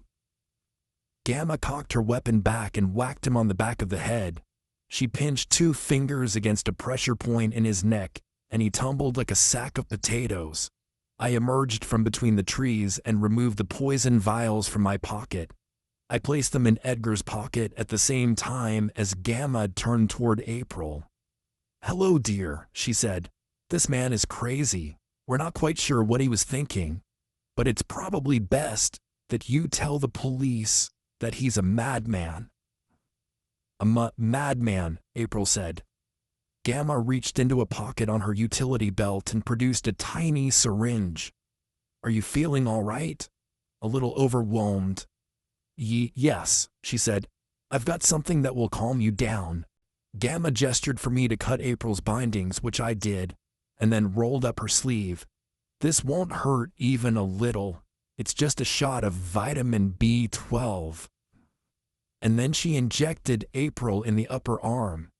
The doctor gave me one of these shots once too. April cut off as her eyelashes fluttered and she passed out. Gamma removed the needle from her arm and placed it back in a receptacle on her utility belt. She removed a swab of cotton and cleaned the needle prick. What was that? She won't remember anything that happened in the last hour when she wakes up, Gamma said, clearing her throat. Right, Charlotte. I think you should do the honors. Of 911. I almost groaned, but then I met my grandmother's gaze. Delta Mission. Gamma licked her lips, glancing off to one side. Georgina? We'll talk about it another time.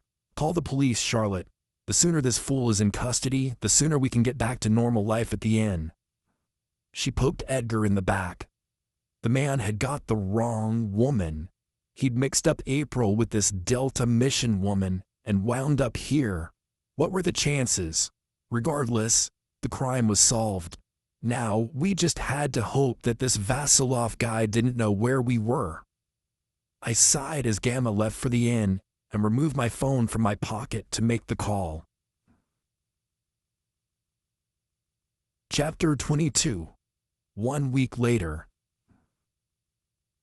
There are more of us, I said, and you didn't tell me. I'd given Gamma space over the past week to get her affairs in order. After the events in the forest, I'd figured it would be better for her to collect her thoughts and for me to lie low. Good was still annoyed with me. But then, when wasn't he annoyed with me?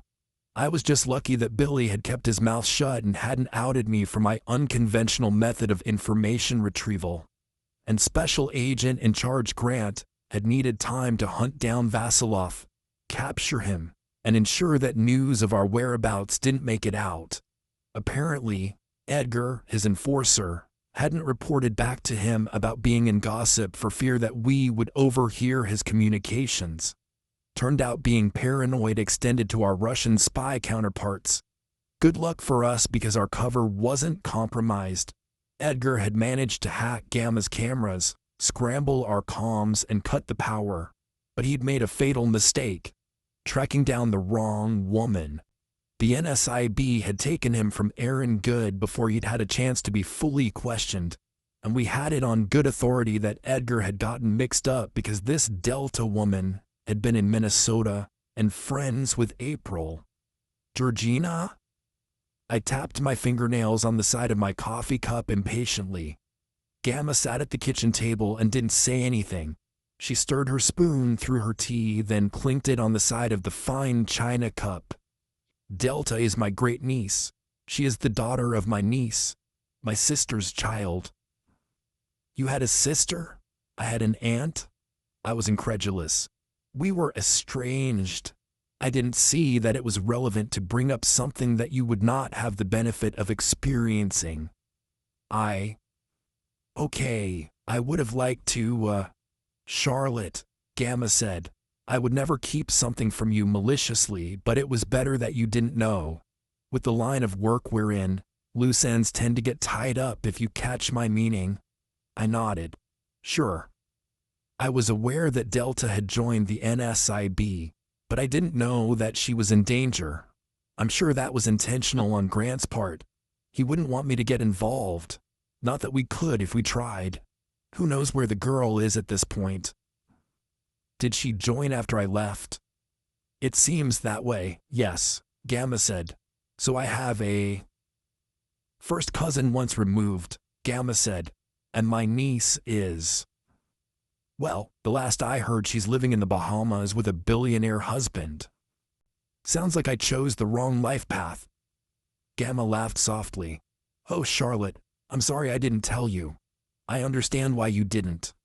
I'm just glad that this is over. They haven't found us. We can keep living in gossip. We don't have to relocate and run underground and… So you do want peace after all. Gamma took a sip of tea from her cup and smiled at me over the rim. I guess you could say I'm getting used to this style of life.